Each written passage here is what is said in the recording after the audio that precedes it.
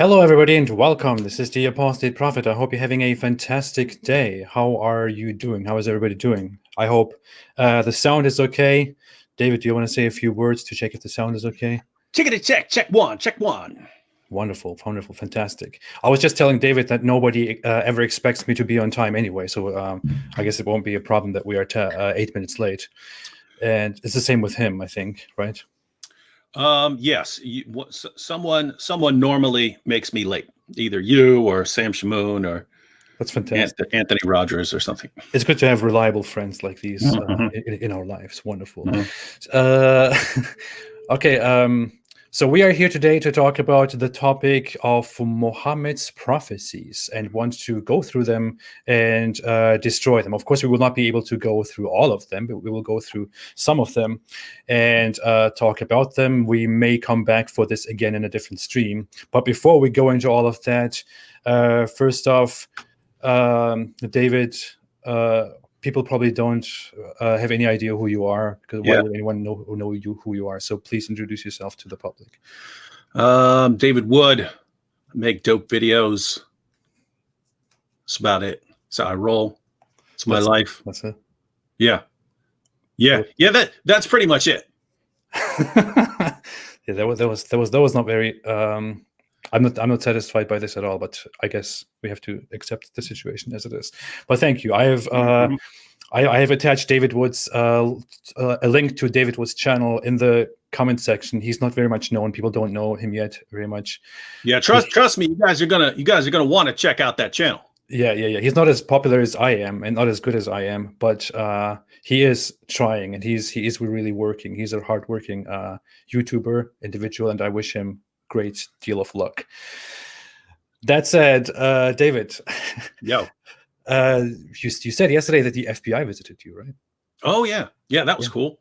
Do you want to talk about that? Well, it's yeah. So I mentioned in the short little video that I posted that over a period of years, it's clear that some people, some police officers, some people in Homeland Security are actually paying attention to what's going on and stuff. So, that's cool, but they never tell me directly that they're aware of anything going on. So yeah, they never come right up to me and say, hey, we're watching, your back because there's some bad stuff going on or something like that. But it's clear they're aware of stuff, but then they don't even tell you. But yeah, so yesterday the FBI came right up and knocked on the door and told me that after a video in which I started eating the Quran, which that actually started in a live stream with you and Abdullah Samir, but I don't even know which particular video they were talking about, because I've done it in a couple of videos now. But they said a video of me eating pages of the Quran. They said that led to some calls for violence, and those calls for violence got to some very bad people. So I don't know who they're talking about, but it was kind of funny. It's like, wait, there are people who are calling for violence, and those calls for violence, whom I would say are being made by bad people, got to some very bad people. So that's cool stuff. It's interesting. I actually had a meeting with the FBI. I don't know. I don't even know if I'm supposed to say this, but I guess there's no problem with it. But about a month ago or so, because I was in contact with them before about everything that is going on, about what I am doing. So I met with them about a month ago with two officers, and we talked about a bunch of stuff. I wasn't really taking the situation that seriously, but I was giving them all kinds of information, like the messages that I received, the death threats, the responses, public and private responses, several figures who incite very violent and terrible responses, dangerous responses, and they really wanted to have every single piece of information from me about these individuals, public or private. And they even brought up names by themselves. They know of certain people among these public Islamic apologists and preachers that you would think are not very relevant, but that the FBI is aware of and kind of follows and tracks, in America or in other places. So they talked to me a little bit about those because they knew that I had contact with them. and they also made sure to tell me to just keep doing what I'm doing, and not to endorse it, but to just say you have every right to do what you're doing. This is your right, your freedom. Don't let them stop you. And I just felt amazing. Right? It was such a wonderful feeling that the authorities are there and saying, hey, don't let them stop you. Just keep doing what you're doing. You're fine. Yeah, that would be cool if like some jihadis were showing up and they're about to kick your door down, and then like the FBI swarmed in and just slapped the crap out of them and stuff. You know what I mean? That would be fantastic. Let me answer a quick comment here. Sure. Pi 1960 says, Act 17 apologetics. Have other Christian apologists and ministers distanced themselves from you since you started to eat the Quran, etc.? No, not really. The people who would distance themselves from me had already distanced themselves from me a long time ago. So, I have my friends that I hang out with and that I work with and stuff like that. And turns out even lots of Christians generally have the attitude, once people understand what's going on, then I'm surprised how few people actually have a tremendous problem with it. When people hear David was in a live stream and then he flipped out and started eating the Quran, how disrespectful. He's going to drive Muslims away. When they hear that, they're like, oh, David, I can't believe you did that. And then once we actually explain it, once they actually understand the reasoning, no, I believe that people need to protect each other, and that if someone is launching a campaign, an online campaign of harassment and abuse and threats of rape and torture against women, you make them stop if you can. Well, we can, because the Quran actually gives us a method, Surah 6, verse 108, of making them stop.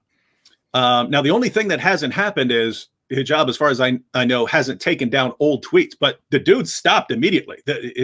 His fans, they all stopped as soon as we started ripping up the Quran and eating the Quran. They're all like, "Whoa, we were really, really sure you guys were not going to do anything back. We were really sure you weren't going to implement the Quran against us." Because guys, this is basically what you have in the historical context of Surah 6, verse 108. The pagans were happy to live alongside the Muslims with no problems. Muhammad and his companions kept insulting the pagans, insulting their gods and goddesses and so on. The pagans kept trying to negotiate. Hey, can we work something out to where you stop with the insults against our gods and goddesses?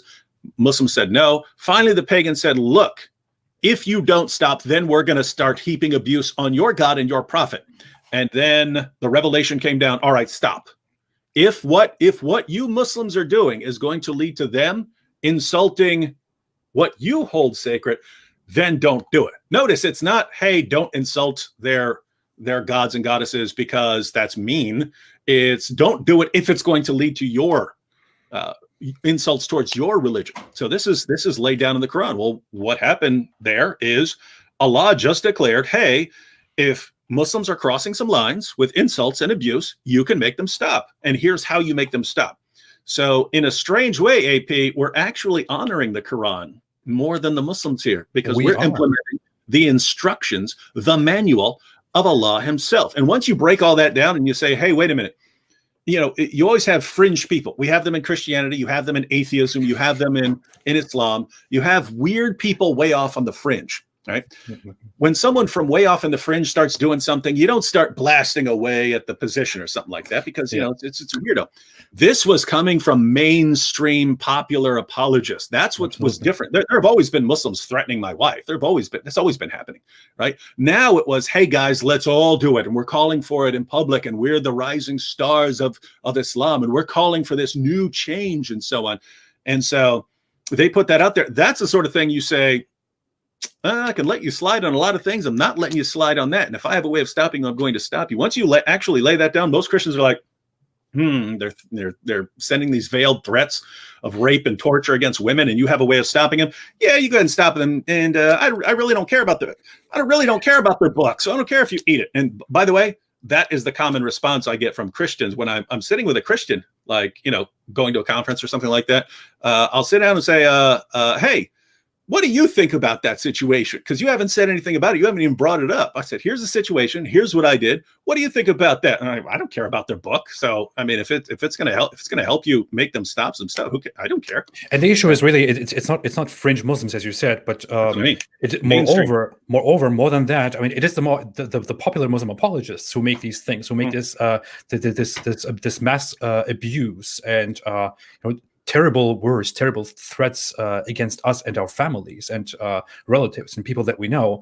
And those people who don't participate in that, but who are known scholars and apologists who know these people, also refuse to say anything about this, refuse to condemn this. They are just silent and they keep working with these people. If we do something that Muslims strongly disapprove of, they would ask all of us to dissociate, to condemn what happened and all that, but nobody, not a single known Muslim apologist or scholar has condemned them for this disgusting behavior, for threats of violence, for sexual harassment, for targeted harassment, inciting harassment, and all these things. No one has condemned them so far. No, they are all still connected to the abusers, and they still defend them, they still love them, they still promote them. Nothing happened. All these peaceful, wonderful people like Yasser Qadi, the peaceful, reasonable guy, or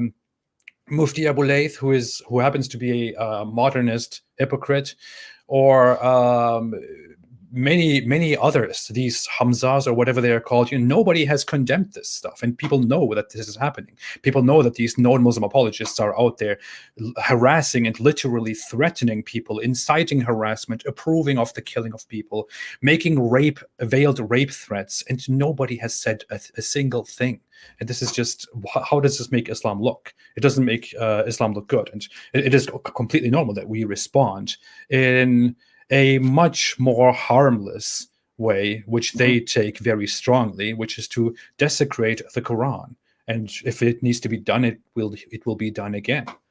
Yeah, and even there, you mentioned. I mean, we are responding in a much more peaceful way, right? We're not threatening them with any sort of physical harm. Their guys are, right? We're not actually carrying out any physical harm against people. We're not doing anything like that. And so the response you see from Muslims around the world over and over again is, oh yeah, people keep getting killed over cartoons. Yeah, I don't support that. Shame on that. Yeah, shame on that. What? You took a bite out of the Quran? The world. What are we going to do? Right? And it just really reveals something about the religion that it has this kind of impact on people. That's exactly why for example, human life is life is garbage, but respect our book that makes you think that human life is garbage. Yeah.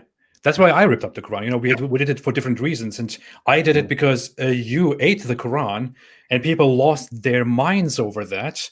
But at the same time, much more notoriously, people said that I should be executed and that people like me should be executed. Ali Dawa said that, and his friends supported that. And all those Muslims who were outraged about you eating a piece of paper didn't say a single thing. They were not outraged at all. They didn't disapprove at all. No one said anything. And as a response to that, I then ripped up the Quran and said, hey, is that worse? Is ripping up the Quran worse? Or is killing people worse? Make a decision. And what happened as a result? My ripping up of the Quran went to 1.5 million views, 95% condemnation and outrage. I was the bad guy for ripping up the Quran. Nobody was the bad guy for threatening and wanting to kill people. They completely proved our point. Man. What a religion. Yeah, what a religion, man. What a religion. Shame on us for having any sort of problem with it. We must be bigots who just want to eat pork. You must be crazy. And we're being paid by the Jews. Yeah, so of course. I just want to corrupt society. Mischief maker. Mischief doers. Evil doers. So today we want to talk about the prophecies. There's a lot that we want to talk about when it comes to the prophecies. The prophecies it is very common, very popular among Muslims to claim that that Muhammad has made many prophecies about the future, and that those prophecies have vastly come true, or are coming true, or have come true at some point. That you even see them come true in our time. And the issue here is Muslims are indeed, even the mainstream Muslims, the regular Muslims, everybody among Muslims is very enthusiastic about these claims, about these prophecies, and how they are coming true. But when we actually look at those prophecies, for example, I wanted to put a list together of all of Muhammad's prophecies and then fact check them. The problem is that such a list does not exist, because no Muslim wants to create a list of all of Muhammad's prophecies, because some of the prophecies that Muhammad made are completely ridiculous. They're pretty bad. Pretty bad, and they would make Islam look very bad, which is why no such list exists. Seriously, prove me wrong. Please give me such a list. I need one. and really, this is a pattern. I really want to draw attention to this kind of pattern that the arguments for Islam are always extremely superficial, and doing 5 minutes of research usually completely destroys the argument. Absolutely. And so what they demand is converting to Islam based on the completely superficial version of the argument. And whatever you do, don't actually look more closely. Because one of the things that Sam Shamoun and I see repeatedly when we tell Muslims in advance, here's the topic we're going to address. We want you guys all to come prepared with your arguments on this topic, and we'll address your arguments on this topic. As soon as we start, almost all they do is try to change the subject to something else. And then in the next live stream, whatever they were trying to change the subject to, we'll say, okay, we're going to address that now since you guys wanted to talk about it. We'll give them plenty of notice. We'll give them days of notice. Then we'll come back on a new live stream. We'll address that topic. And all they try to do is change the topic to some other topic. It's like they're saying, hey, guys, believe in Islam because of this argument, but whatever you do, do not take a closer look at this argument, because as soon as you do, you'll see how sad and pathetic it is. And that's just, it seems like they don't really have confidence in their own arguments. If they did, they would say, yes, please take a closer look. If you're a theist and you believe that there's great evidence from design and nature or something like that, then if someone said, okay, well, I'm willing to examine your argument from design, show me what I can study, and I'll be happy to look deeper. You'd be thrilled if you believe the evidence is actually real. You'd say, wow, that's awesome. If you're a Christian, you believe in the resurrection, and someone says, oh, well, I'm going to study the historical evidence for the resurrection more carefully and more deeply, you'd say, yes, amen, because you believe the evidence is really there. For some reason, when Muslims say, here's my argument, you say, okay, slow down, stop right there. Stop. You just mentioned a verse. You said the verse makes this claim. You said this is how it proves that Islam is true. Let's take a closer look. It's let's look somewhere else. Same thing with their arguments like biblical prophecies. Oh, look at this amazing prophecy. Let's take a closer look. Let's read the passage. No, don't read the passage. Just read the part I told you about, and don't examine it any further. It's like they don't believe in their own arguments. Absolutely. This is, I think, one of the reasons why I have been challenging people to these people. They have been talking about me and my arguments and about you forever. These Muslim apologists, and I have been now challenging them to just have a debate with me for a few months now, and I know exactly that I'm making a debate challenge which they will not accept, because the debate challenge that I'm making is not that we are debating Islam versus something else, where they can then attack Christianity or atheism or the Bible or whatever it is. It is just Islam. Let's discuss whether Islam is true or not. Let's discuss about all these problems that Islam has, and these big Muslim apologists who claim to be the defenders of Islam, who claim to be defending Islam, who should be doing that with enthusiasm, with passion, with security, refuse to do that. So they have presented so many excuses to avoid this debate, and they will not debate that with you either. They will not debate that with any of us, whether Islam is the truth or not. They will always go after your beliefs and my beliefs and our positions. They don't want to talk about their own positions. They want to talk about the others. It's very funny that they feel so insecure to lengthily talk about a problem within their own religion. It's like deflection is a part of Islamic apologetics. That it is actually the core of Islamic apologetics. Yeah, no question. That is the core of Islamic apologetics, and it would even be on issues like I would issue a challenge on my channel, and I would say, Muslims, show me one verse of the Quran that actually says, that actually gives some indication that the gospel has been corrupted. It's one clear verse, one clear verse. And I even upped the stakes. I said, I will recite the Shahada. I will convert to Islam if you can show me one. And then they would flood the comment section with all these verses, not one of which comes within 1,000 miles of saying that the gospel has been corrupted. A bunch of their apologists would make videos, but as soon as we would say, guys, great, we're going to spend all week. We'll spend the entire week. All your apologists are welcome to come and join us. All of you who are making these comments in the comment section, we're willing to have you join us live. You can all show us. They don't want to come near it, right? It's like, hey, let me give you a verse that kind of sounds like it could be saying what the meaning that we're putting into it, but no, we don't want to actually discuss it live with you because we know you guys are going to read the passage and completely destroy what we're saying. And for real, it seems that your average Muslim on the street really believes that these arguments hold some water, but they don't know enough about the issue to want to dig into it deeply. And so they want to avoid a deep dive, as Yasser Qadi would say.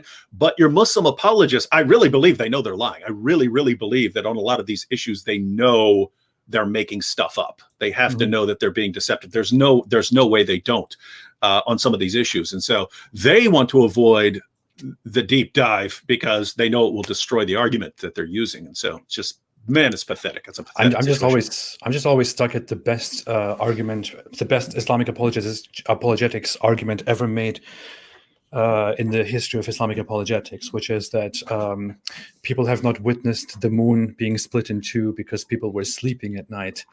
And that was powerful. That's powerful. I'm ready to recite the Shahada right now. That's so powerful. I can't forget. I still want to. It comes from a place of compassion and pity that I don't make a video about just that, defense. It's like it is such low-hanging fruit. I could just make a video about the dumbest Muslim argument ever made and could just respond to that single issue of this guy Fard saying that people didn't witness the moon splitting because people were asleep at night. I could just make a brief video about that, and it would be pretty big, and it would be pretty good, and it would be very embarrassing. But I just feel this sense of pity. Like, I feel like, do I really want to do that? Do I really want to get into that position and watch these people embarrass themselves in such a bad way? I just can't get that through me. It's like my heart doesn't want to do that. Hey, you got Islam critiqued here. Hey, Colin, a while back, like 2 months ago or something, I mentioned an interesting collaboration project between you, me, and the Apostate Prophet. You said you were busy that week. And then I got sidetracked by eating the Quran and all kinds of other stuff. But I got an awesome idea. It'll be dope. It'll help your channel blow up. So that's amazing. Send me a message. We should jump on that because that's an easy one that will have a massive impact. My genius plan. That's why I keep saying Allah's not the best of plotters. I'm the best of plotters, dude. Right? I'm the worst. I'm not the best. I'm just like Allah. If I claimed that I was the best, I would be just like Allah. I would be claiming that I am the best, but I'm actually the worst. But I openly admit that I'm the worst of planners or of plotters because I'm actually honest, not like Allah. But yeah, greetings to Islam Critiqued. He has a great YouTube channel, good content. But I don't want him to steal the show and to distract from us right now. Dear Islam Critique, please keep your words to yourself. We don't want to lose everyone's attention and focus their attention on you. We have something important to talk about right now, which is, by the way, people who don't understand sarcasm, I'm very sorry for always doing this, but I'm being sarcastic right now. Sometimes I don't really give it away. So we want to talk about the prophecies of Muhammad. I'm sure you have some prophecies in your mind that you definitely want to talk about. I have prepared some. They're usually very trivial things, like that earthquakes will increase and killings will increase and people will build high buildings and all those kinds of idiotic prophecies. High buildings, tall buildings, people will compete. Yep. It's happening right now, see? He said it. He said it. He did say that. Fact. Or Constantinople will be conquered, or Rome will be taken, or stuff like that. But I think you want to go into a specific about that.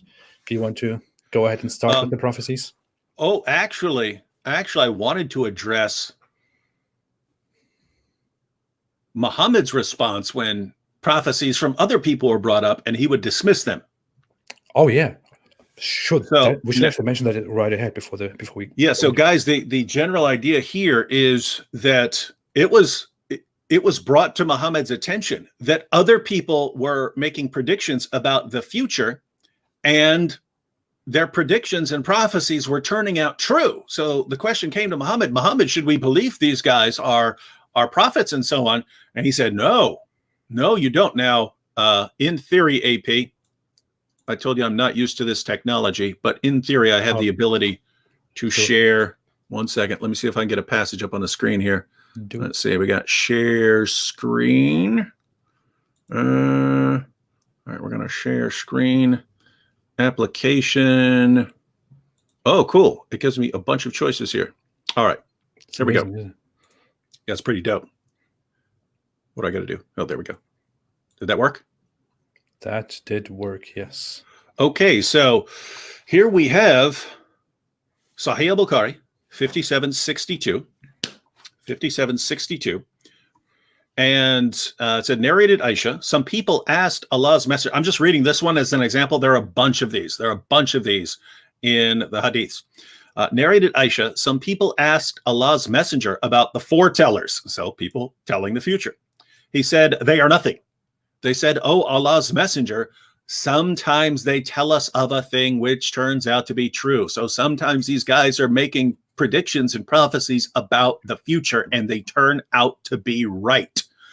How can we dismiss them? How can you say they're nothing? Allah's messenger said, a jinn, devil, snatches that true word and pours it into the ear of his friend, the foreteller, as one puts something into a bottle. The foreteller then mixes with that word 100 lies. Now, pay attention to what's going on here. Muhammad is not attributing these things to a purely natural origin of this person just getting lucky, or this person, using his human knowledge and wisdom to predict the future. He's attributing these accurate predictions and prophecies to a supernatural source. He's saying demons are sneaking into paradise. Remember, you've heard about the demons, sneaking into paradise and stuff before. That's what stars are, according to the Quran. According to the Quran, when you see a shooting star, it's because Allah took a star and hurled it at a demon who was trying to sneak into paradise to hear his plans. Well, guess what? Sometimes the demons succeed. They actually hear something of Allah's plans, and then they go and they tell a soothsayer, a foreteller, fortune teller, false prophet, whatever you want to call them, tell them something that's about to happen. Then that person tells everyone, hey, everyone, here's what's going to happen next year, or something like that. And it's actually because a demon was aware of what Allah was planning and shared that information.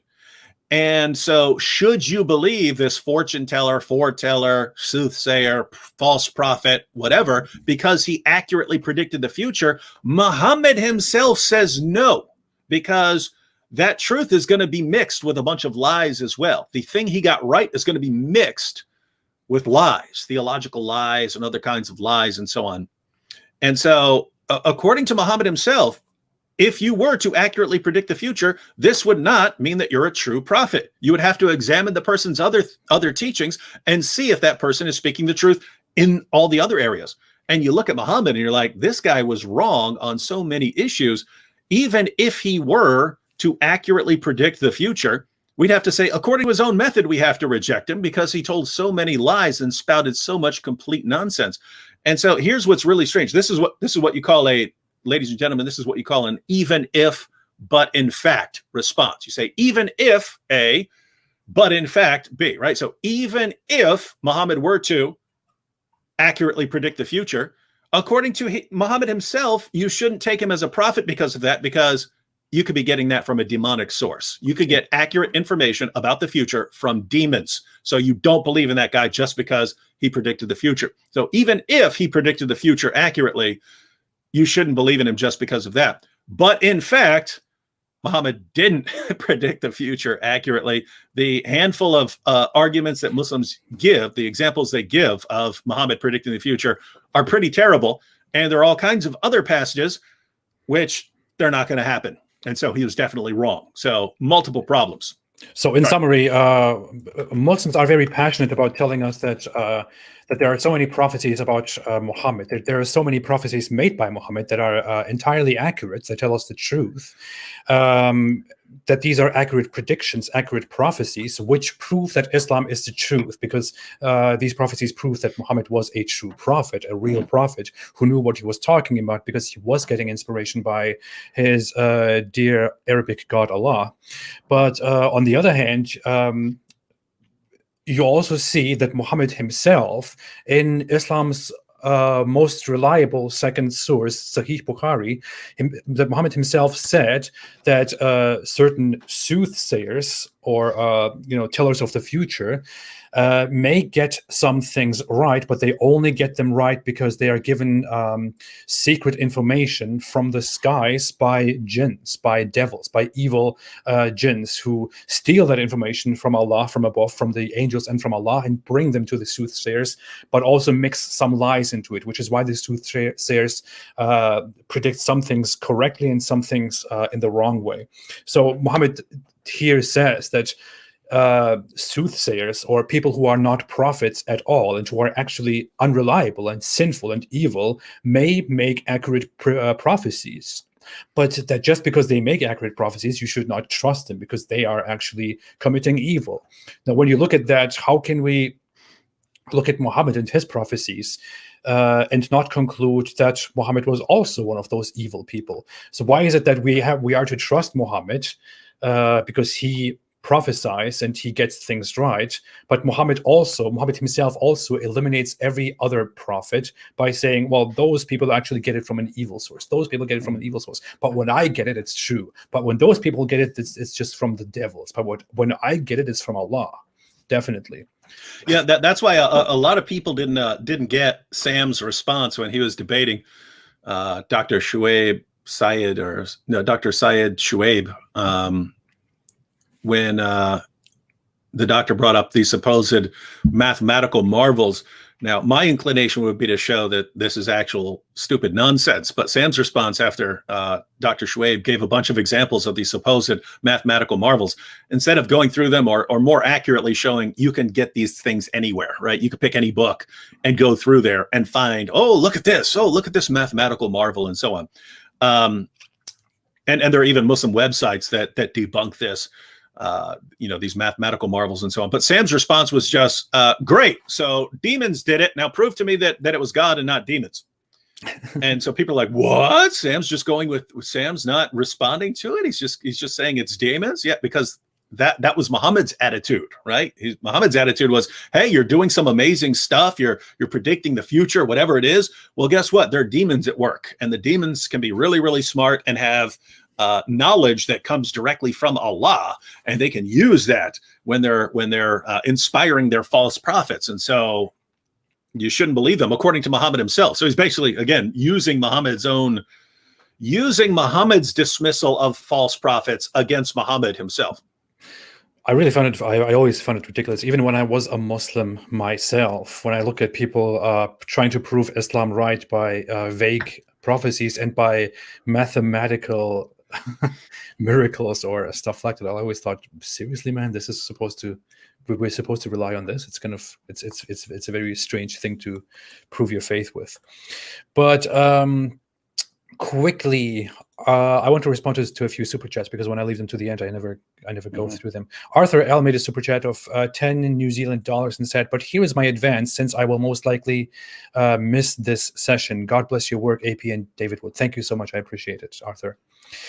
Another super chat, Hecatus Quiditus, made a super chat of €5 and said, Khabib versus Gathi. I have no idea how to say his name because I don't follow these sports.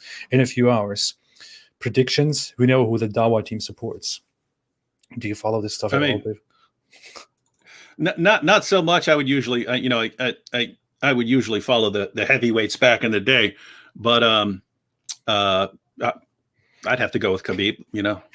Oh yeah. I can't predict if. Oh, by the way, this is actually hilarious Oh yeah. because I'm saying, hey, I predict Khabib, but if I'm right, I'll actually have better evidence that I'm a prophet than Muhammad had for anything, right? Because their main prophecy is this prophecy that the Romans have been defeated, but they will be victorious soon. And you're like, wait a minute, these guys are in this war. The war's been going back and forth for a long time. You're saying, oh, they lost now, but they're going to come back. And that's their top prophecy from Muhammad. And as we'll see when we actually look at it, my goodness, you cannot have an argument with more flaws than this one. You can't. It can't be done. You can't have an argument with more flaws than this one. But even if they were right about everything, it was, hey, the Romans and the Persians, they're fighting, but the Romans, they lost this battle, but they're going to come back and they're going to win a battle. Wow, hey, yeah, seriously. I mean, people are fighting. Yeah, Pittsburgh just beat Cleveland, but in a few years, Cleveland will beat Pittsburgh. Oh my goodness. It'll eventually happen. It might be 10 years down the road, but it'll eventually happen, right? You're a prophet. And then I'm a prophet. I'm a prophet, man. Wow. Prophet. David Wood is a prophet. David Wood is a prophet. Hindu historian made a super sticker and said, Hindu historian, sorry for speaking so fast, made a super sticker and said, hey, you. Thank you, Hindu historian, for always being here. Muhammad Al-Habash made a super chat of $2 Canadian and said, I'm David Wood, the Quran eater. And nice. Hindu historian made another super chat of $20 Canadian and said, Happy Navratri. Is that a Hindu holiday? I'm not familiar with it, but if so, yeah, happy. It's pretty disrespectful for you not to be better informed. I'm very sorry. I will try to inform myself better. Let's stop this live stream. Let's end this live stream then, and I will inform myself better, and then we can come back into the public and keep talking about stuff. I don't want to look like an ignorant person and be disrespectful to our dear viewers. Just kidding. Okay. You wanted to talk about the Roman thing, right? Actually, do you want to go into something else? I can talk about these. I can talk about these prophecies forever. I can talk. Oh yeah, I would like. I wanted to respond to one quick comment I just read. Okay, go ahead. Is that good? It'll be quick. Be quick. Because I think it's coming from a Muslim. Abrar bin said, David Wood, can you answer to my question? Bible, Matthew 13:57. Jesus says he is a prophet. And then a bunch of skull and crossbones. Yeah, Abrar bin. This goes back to what we were saying about Muslim arguments being extremely, extremely, extremely superficial. You're going to Jesus when he says, a prophet is not without honor except in his own land, and saying, well, he's talking about himself there, so he's a prophet. Oh my goodness, Jesus is a prophet. And then you're doing what? You're giving a Muslim interpretation of a prophet, right? Does it ever occur to you to do any sort of deeper study into what Christians believe? A prophet biblically is someone who speaks to human beings on behalf of God. That's what a prophet is, right? Now, a prophet would normally be a merely human prophet, a mere human being who's sent by God to deliver a message. But according to Christian theology, God is an eternal Trinity, Father, Son, and Holy Spirit. The Son enters creation, takes a human nature upon himself to speak the words of the Almighty. So what would that make him? That would make him someone who speaks to human beings on behalf of God. And what would he be? So it's just amazing that we say Jesus is the God-man. He took on a human nature. That's part of our theology. And then when Muslims want to respond, they'll go, aha! But he can't be God because here's a passage about him being a man. Yeah, we know that. That's part of our theology. Here's something saying Jesus is a prophet. Yeah, we believe that. You have to show that he's merely a prophet, and if you go through the rest of his words, that's where your entire argument breaks down. But what your leaders are going to say to you, what your apologists are going to say is, hey, look right here. Jesus calls himself a prophet. Therefore, he agrees with Islam. So ignore everything else. Even in you're quoting the Gospel of Matthew. So ignore where he calls himself the final judge of all human beings. Ignore the part where he says that he's the one who decides to go who goes to heaven and who goes to hell. Ignore the part where he distinguishes himself from all prophets by declaring that he is the Son. Ignore all of that. Ignore all of that stuff. Ignore the part where he says that he has such a unique relationship with the Father that you can't know the Father without going through Jesus. Ignore all of that stuff and just, oh, prophet, that means Islam. Why do you guys like this, man? Why does your religion make you like this? Inquiring minds want to know, but you're going to see this a lot more as we go through some prophecies here. It's the religion of deflections. The religion of deflections. It sure is. That should be a new thing. I want to call that from now on. Religion of deflections. Yeah, you know what's weird? I do not believe that I've ever made a video on this prophecy about the Romans when it's so common among Muslims, and there's so many flaws with it. I'm gonna have to do it, man. I'm gonna have to make a video about this. I thought about it quite often. I just feel like I don't know. I have to kind of assess the relevance of that topic. It is a very relevant topic, but I don't know. I somehow never felt the desire to go into that stuff because it is something that is brought up so often by Muslims, and just after 5 minutes of looking into it, just looks so ridiculous. It's pretty bad. This is a bad one. All right, because look, I want to say here, right? Just because I disagree with your conclusion or something like that, it doesn't mean I have to think that your argument is like the stupidest thing in the world, right? I could say, hey, I see why you come to that conclusion. I see your argument. I kind of disagree with this point, and I kind of disagree with this point. So I'm not persuaded of your case, but I see why you would use this argument. You can say that even with an argument, even about an argument you disagree with. But with this, it's like, how could anyone who looks into this for 2 minutes take it seriously? And yet your top apologists will put this forward as the proof that Muhammad is a true prophet. This is amazing stuff, man. What a religion. What a religion. Here's one wonderful argument for Islam that I have just discovered. It almost makes me want to convert to Islam. Where did it go? Wait, where did it go? Here. By Hassan Nasr. It said, damn AP that knows LMAO. This is one very important argument for Islam, which also completely destroys all our arguments, all our points, all our objections to Islam. This is important, everybody. So if you are on this channel and if you believe that what I am speaking is not true, and that the arguments that we present are wrong and false and bad, then you should look at this response. Damn AP that knows LMAO. This is basically a response that eliminates the need for all counter arguments, for all proof that Islam is true or that Islam is false. Because if my nose kind of looks strange or bad from your point of view, that means, of course, that everything that I have said about Islam, all the evidence that I have presented against Islam, is clearly false. Yeah, I'm about to get off this live stream because you've been destroyed, dude. Of course, man. Of course. I feel shame right now. I want to bury myself under my table here and delete my channel and apologize to everybody. But what's funny is, I mean, we tell people what they're going to do before they do it, right? So we're the prophets here, right? We tell them, hey, we're going to go through arguments, and we're going to do a deep dive and look more closely at your arguments that are supposed to show that your religion is true. And what are you going to do? You're going to try to distract us. What do? They try to distract us. We actually have more evidence that we're prophets than their prophet did. I need to hide my nose to protect my credibility and the validity of all my arguments and everything that I talk about. Now that's better. Now I can start taking you seriously. Look like a duck now, but okay. That looked like a cool duck bill because thank you, dear Muslim apologists, for that very wonderful, beautiful, powerful. It's powerful input. I mean, that the nose response combined with hijab's golden showers response, I mean, it's basically the conclusive proof that Islam is true. Now, if you toss in some threats and some doxing with that, and some threats to kill apostates in Muslim countries, my goodness, man, it's like mathematical certainty. What are we doing here? What are we even doing resisting this awesome religion? Anyway, okay, wonderful.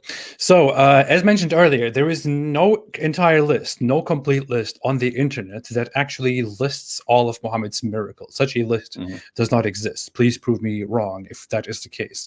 What we are left with is therefore the mercy of sources like Wikipedia, which try to where people have attempted to compile some of the prophecies, but we still don't have all of them.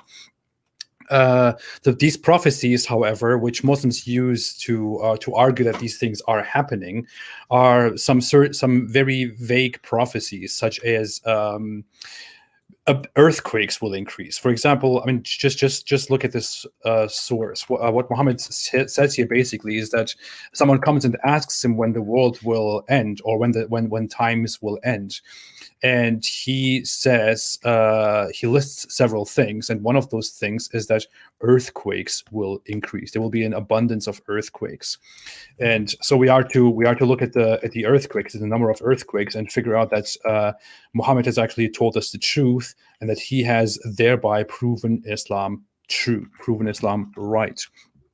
This is indeed something that I heard when I was a Muslim myself. Look at this. Let me share this on the screen here, directly on the screen. Wait, give me a second. Give me a second. You want me to read? You want me to read something while you're doing it? No, I have it okay. Open right now. Don't distract me. It says, look, Allah's messenger said, the hour will not be established. This is upon somebody asking him when the hour will be established. The hour meaning the end. The hour will not be established till two big groups fight each other, whereupon there will be a great number of casualties on both sides, and they will be following one and the same religious doctrine. Whoa, wait a minute. That's happened. When? I mean, it happened a bunch of times from Muhammad's followers, right? Way before this hadith was ever written down. Exactly. But I mean, he did say it. So, gosh, we could insert almost anything into that prophecy and show that it's true, because there were Christians who fought each other too. Oh my goodness, it's so powerful. And we all know how what happened between we know the first fitna and the second fitna, and all these big fights between Muslims, and fights after that. So many occasions in history where Muslims themselves disagreed with each other, then fought each other, then killed each other in masses.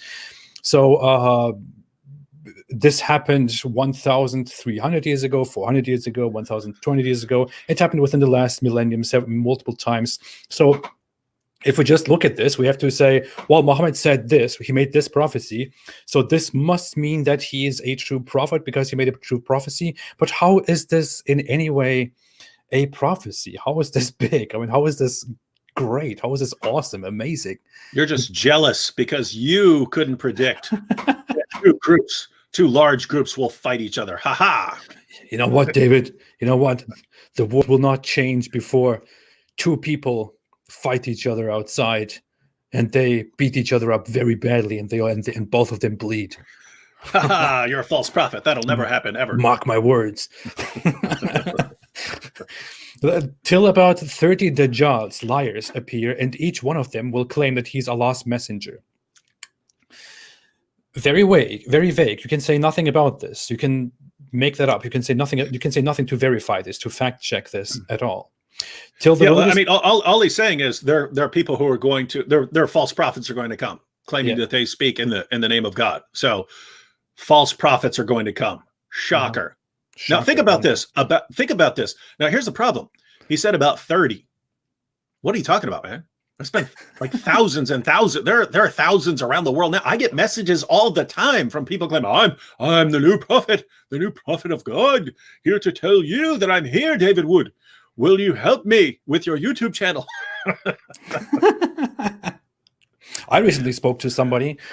In Turkish, I recently spoke to somebody who claimed that he is Jesus. I did that in Turkish. He claimed that he's Jesus, and that he is not only Jesus, that he's the Islamic version of Jesus, and that everything that the Bible says is actually very vague and taken out of context and false. That he is the truth. That he came to confirm Muhammad's prophethood, and that he is now here to take us all, and stuff like that. So, and these people exist abundantly. If this is in reference to the Islamic circles and to Islamic prophets and messengers, then there have been hundreds of them. This is hey, check this out. Check this out, AP. So this is Jesus in Matthew 24. Since our Muslim friend wanted to go to the book of Matthew 24, starting at verse 4. Jesus answered, "Watch out that no one deceives you, for many will come in my name, claiming, I am the Messiah and will deceive many. Uh-oh, you just talked about a dude claiming to be the Messiah. You just said that there was a dude claiming to be the Messiah. So many will come in my name claiming I am the Messiah and will deceive many. You will hear of wars and rumors of wars, but see to it that you are not alarmed. Such things must happen, but the end is still to come. Nation will rise against nation and kingdom against kingdom. Oh my goodness, nations are going to be fighting each other.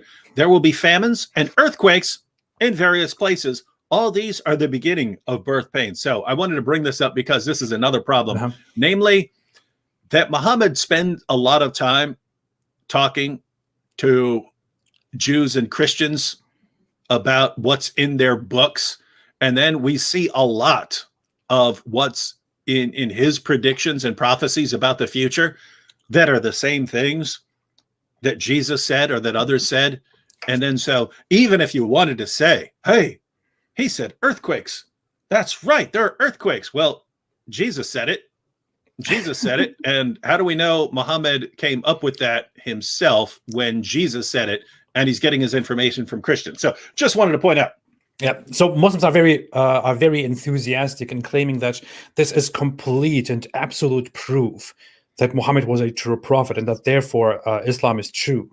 But this is not proof. These are just predictions. These are just things about, these are words about things that will happen in the future, and evidently not said exclusively by Muhammad. This cannot be taken as absolute proof that Muhammad is a true prophet and that Islam is therefore true. We could apply the same logic to Christianity. Why don't these Muslims who are so enthusiastic about this convert to Christianity?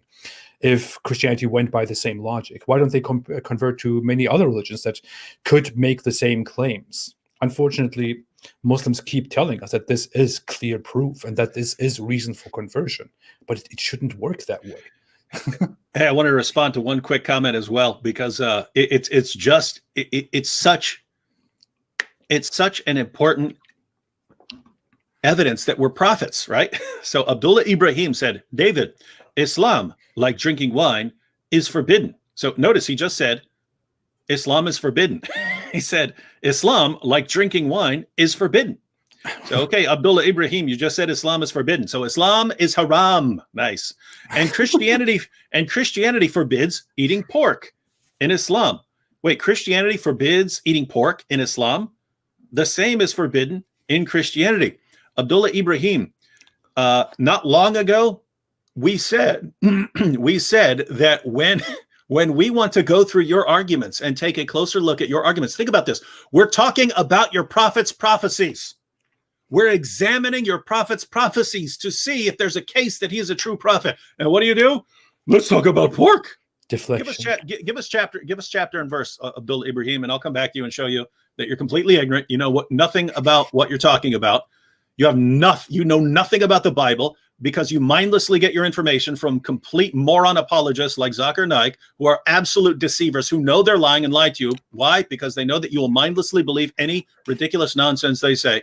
Go ahead and show us chapter and verse where Christians are told, do not eat pork and do not drink wine. Show those, and we'll see what happens. And after I show that you have no idea what you're talking about, then you will be the conclusive proof that we are prophets, because we said all you'll try to do is distract us. All you'll try to do is distract us from actually examine the evidence that your prophet is a true prophet. Why do you do that, man? Why don't you want us to do that? This is amazing stuff, man. What a religion, dude.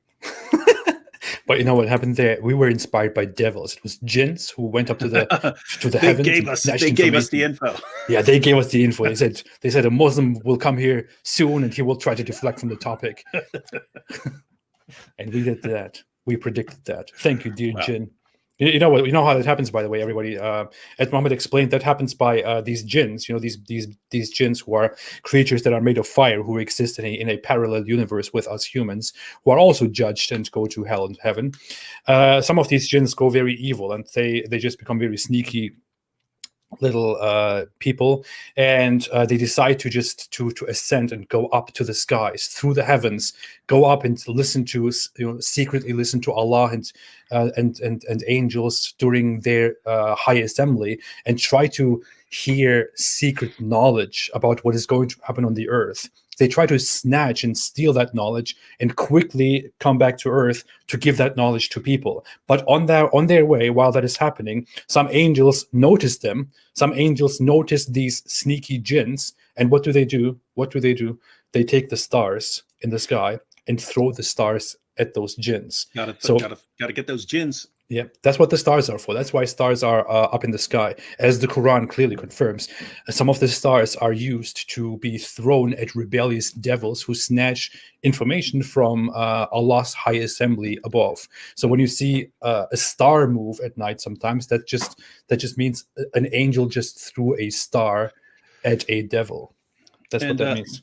Let me go ahead and deal with this. It's so hilarious. And you would think that Muslims who are coming to argue would know the basics of the basics. Here you have Zinad Ahmed, who said, "Isn't it said that it's prohibited in Leviticus?" That's why I asked where Christians. Oh my God. Where Christians are commanded, right? That's why I asked where Christians are commanded. Because now watch all the problems here, Zinad Ahmed. You said, I said, where are Christians commanded? You said Leviticus. Right? You know, there's Old Testament, New Testament. It even says repeatedly in Leviticus, these are commands for the children of Israel. Right? You have in the Bible a series of covenants. There's a covenant with Noah. There's a covenant with Abraham. There's a covenant with Moses and the children of Israel. There's a covenant with Christians. There are different agreements. It also says in the Old Testament, to Noah, eat anything that moves. Right? Anything that crawls. So any animal. Wait a minute. Why don't you go to that one and say, oh, therefore you can eat a pig. The pig is something that moves around. Why don't you say that? Why do you go to Leviticus? What happens if you actually go to Leviticus? Right there in Leviticus, it says in the exact same passage, it says, don't eat pig, don't eat camel, don't eat rabbit. Wait a minute. And you Muslims say, aha, this is the conclusive proof. And you say that that's part of Christianity too, right? You're saying that the exact same command, the same dietary restrictions also apply to Christians who are not under that covenant. We're under the covenant with Jesus Christ.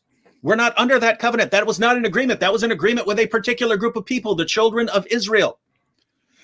Then you have an agreement with Christians. And you, Muslims, are telling us, but you Christians are under the same dietary restrictions. The dietary laws do not change. Okay, so you're telling us that according to Judaism, and Christianity, you have these dietary restrictions. No pork, no rabbit, no camel. Well, then when Muhammad comes along, since the dietary restrictions don't change, Muhammad comes along and he says, don't eat pork. And you say, yeah, you see, he's in line with the Jews and Christians. But he also ate rabbit and he also ate camel and encouraged his followers to do the same thing. So if we take your argument seriously, we have to believe that Muhammad is a false prophet. Why? The dietary laws don't change. You're the one saying it. You're the one saying it. When I tell you, hey, that's a covenant with the children of Israel, Christians are under a different covenant, you say, no, the dietary restrictions never change. Well, great. Then Muhammad's a false prophet because he changed them. So there's one thing that you missed here. This is amazing stuff, man. What? There's one thing that you missed here, which is Allah clearly has said, as far as I remember, that He allowed Jews to eat anything except pork, but the Jews were disobedient people. They were sinners. They would violate Allah's laws, which is why Allah punished them by giving them extra rules, extra dietary rules that are applied to Jews because they were so terrible, because they were disobedient little people. Which is why Allah also turned some of them into monkeys and pigs and rats, as far as I remember, right? Are these the animals that are counted in the Quran or in other sources? Exactly. So this is what actually happened. That's also part of this whole discussion. The Jews were rebellious, which is why Allah gave them extra rules, extra things that they cannot eat. Hey, Hadouken 007, you said it doesn't say that. It doesn't say what? Oh, hey, there's a Dr. Zakir Naik here. He says, if you eat pork, you will be a pork. That is Zakir Naik actually says that in the video. He did say that. Doctors have proven that you are what you eat. And he's actually an actual doctor. And we see in the West, when they eat pork, they become more and more like pigs. And it's an actual argument. And this is some more amazing He suggests that in the West, More people amazing eat fruit. pork, and if you eat something, then you become like what you eat. So if you eat pork, you become like a pig. And the proof for that is that in the West, people eat pork abundantly, and as a result, they start sharing their wives with others and having sexual intercourse with each other without boundaries, because that is apparently what pigs do too. Pigs have no shame, and they just have sex all over the place. And if you eat pork, then you start doing that too. And that, of course, as always, proves that Islam is the truth. Clearly. So you've got commands in the Old Testament. Muslims say you got to go with those. Christians, you're under those too. They don't change. Muhammad affirmed the inspiration, preservation, and authority of the Torah, even in Sunan Abu Dawud, when the Jews of his time, he said, bring me a copy of the Torah. He said, I believe in you and in the one who revealed you. So he affirmed it as the inspired, preserved, authoritative word of God. But that Torah contained commands that are violated in Islam. So you got two choices. You can say the rules can change, or you can say Muhammad violated the rules. Take your pick. If the rules change, why in the name of common sense do you say Christians are under the Mosaic covenant? Or if you say Muhammad's a false prophet, why are you trying to defend him? There's no way around this, Muslims. You have stupid arguments because you listen to complete liars like Zakir Naik, who do not want you ever to take a closer look at the arguments. And that's why when we say, guys, we're going to go through your prophet's prophecies so you can show us the miraculous nature of his prophecies, all you do is try to change the subject. That's why. Yeah. So, Leamington George made a very good point here. He said, I eat a lot of salmon, but I still can't swim. That's a very good point. If Zakir Naik is indeed right, and if you become like what you eat, then if you eat fish, you should also be able to swim and breathe underwater like a fish, but he still can't do it. So that would be a good video. That would be a good video. Zakir Naik teaches you how to swim. Click on it. Just eat a lot of fish. Just eat fish. Eat fish. The Quran says in chapter, whatever. All right. Okay. Back to the arguments here. I want to skip all these vague things, and I want to come to this one because I know you want to talk about the whole Rome stuff, but I want to quickly go into one thing that I always find very amusing, a challenge that I actually made. Muhammad says here, this is one of many sources in which Muhammad says, until the sun rises from the west. So when the sun will rise and the people will see it rising from the west, they will all believe, embrace Islam. But that time will be the time when Allah has said, no good will it do to a soul to believe then, if it believed not before nor earned good. And the hour will be established while the two men spread a garment and blah, blah, blah, blah, blah. So one of Muhammad's major prophecies, this is actually one of the main prophecies of the end of the world. And this is something that like every Muslim probably knows, is that the sun will literally rise from the west one morning. So one morning we will all wake up and what will we see? We will see that the sun is suddenly not coming from the east, as usual, but it is actually rising from the west, and everyone will be like, "Whoa, what? How? Why is the sun coming from the west? Clearly, this is the sign. This is the sign that everything is ending now. This is too late now. If you didn't believe yesterday, you can't believe today anymore. You cannot become a Muslim anymore. This is the end, as Muhammad prophesied it. This is the end. The world will now end." But this is actually something that really many mainstream Muslims believe in without ever questioning it, without ever thinking further about it. How does the sun one morning rise from the west? How does it happen? How does it happen? Seriously, people, how does it happen? How does one morning the sun rise from the west? It clearly says that. People will wake up one morning and the sun will rise from the west. How does it happen? I indeed made a video in which, like a 2-minute video, a challenge to all Muslims, in which I asked people, I said, please respond to this, please explain it to me. In a system, in a universe, in a galaxy, in a solar system where the sun is the center of our solar system, we are constantly revolving around it, and this solar system is revolving around the galaxy, and the sun is not going anywhere. It is always there at that one spot in our solar system, and we are constantly revolving around it, which is how day and night happens, which is how it is always night and always day somewhere else. How does the sun suddenly rise from the west one morning? How does it happen? Well, I mean, to be fair, Muslims believe in miracles. So, and I happen to agree. If God wanted to make this happen, he could, because there are all kinds of problems. One, if the earth just stopped, you're going to have a lot of problems if the earth just turned around. We saw this in the original Superman movie. What should have happened in the original Superman movie? What happens if you start spinning the earth in the other direction as time goes back? Doesn't work like that. But so could God actually stop the earth, make the earth spin in the opposite direction so that the sun appears to rise in the west? I would say so. But it's much easier given Muhammad's cosmology, right? It's much easier given Muhammad's view of astronomy, where the sun is this little thing and it sets in a muddy pool, right? And the sun is just going around, setting in this muddy pool, coming up in another pool. It's much easier given that, where you have the sun, it's just this little tiny thing that can set in a pool. You can actually get there. There are people who live there, according to the Quran. Surah 1886, right? So the sun's just going around. It's very easy for Allah to say, okay, switch the sun. Okay, and the sun just starts going in the other direction. That's very, very easy to do.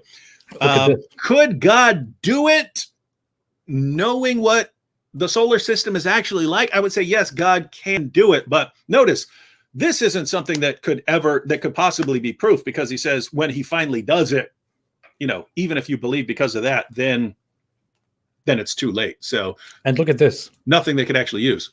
Look at this. Here comes a description. It is not just about everything suddenly reversing.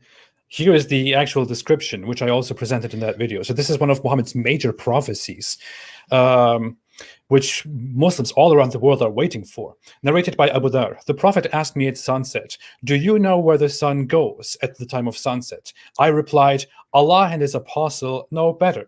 He said, by the way, this is something that you should never say to Muhammad. It's like whenever you read a hadith and he asks a question and somebody says, Allah and his apostle knows best, then Muhammad will start talking about some garbage. So I replied, Allah and his apostle know better. He said, "It goes till it prostrates itself underneath the throne and takes the permission to rise again. And it is permitted. And then a time will come when it will be about to prostrate itself, but its prostration will not be accepted. And it will ask permission to go on its course, but it will not be permitted. But it will be ordered to return whence it has come. And so it will rise in the west. And that is the interpretation of the statement of Allah in the Quran. And the sun runs on its fixed course for a term decreed. That is the decree of Allah, the exalted in might, the all-knowing." In fact, this Quran translation at the end is not even accurate, because word for word, the Quran says, "And the sun runs on a fixed course toward a stopping point." So the Quran actually says that the sun runs toward a stopping point. And that stopping point is described here in this hadith. Muhammad literally says that the sun at night, look, it clearly says, "Do you know where the sun goes?" Because this happens at sunset. And he then says that it goes to prostrate itself under the throne of Allah and takes the permission to rise again. I mean, just look at a picture of the solar system. Where does this happen? Where does this take place? Wait, let me find something here to illustrate this better to everybody while we're talking about it.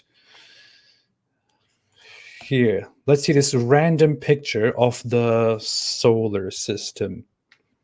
This random picture of the solar system. That is totally wrong.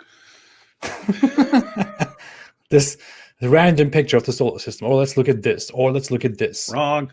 So where wrong. Where in this system, where in this solar system does the sun go somewhere at night? When exactly does it go somewhere? When does that happen? What time is that when it happens? The sun is constantly, our Earth is constantly revolving around the sun and spinning.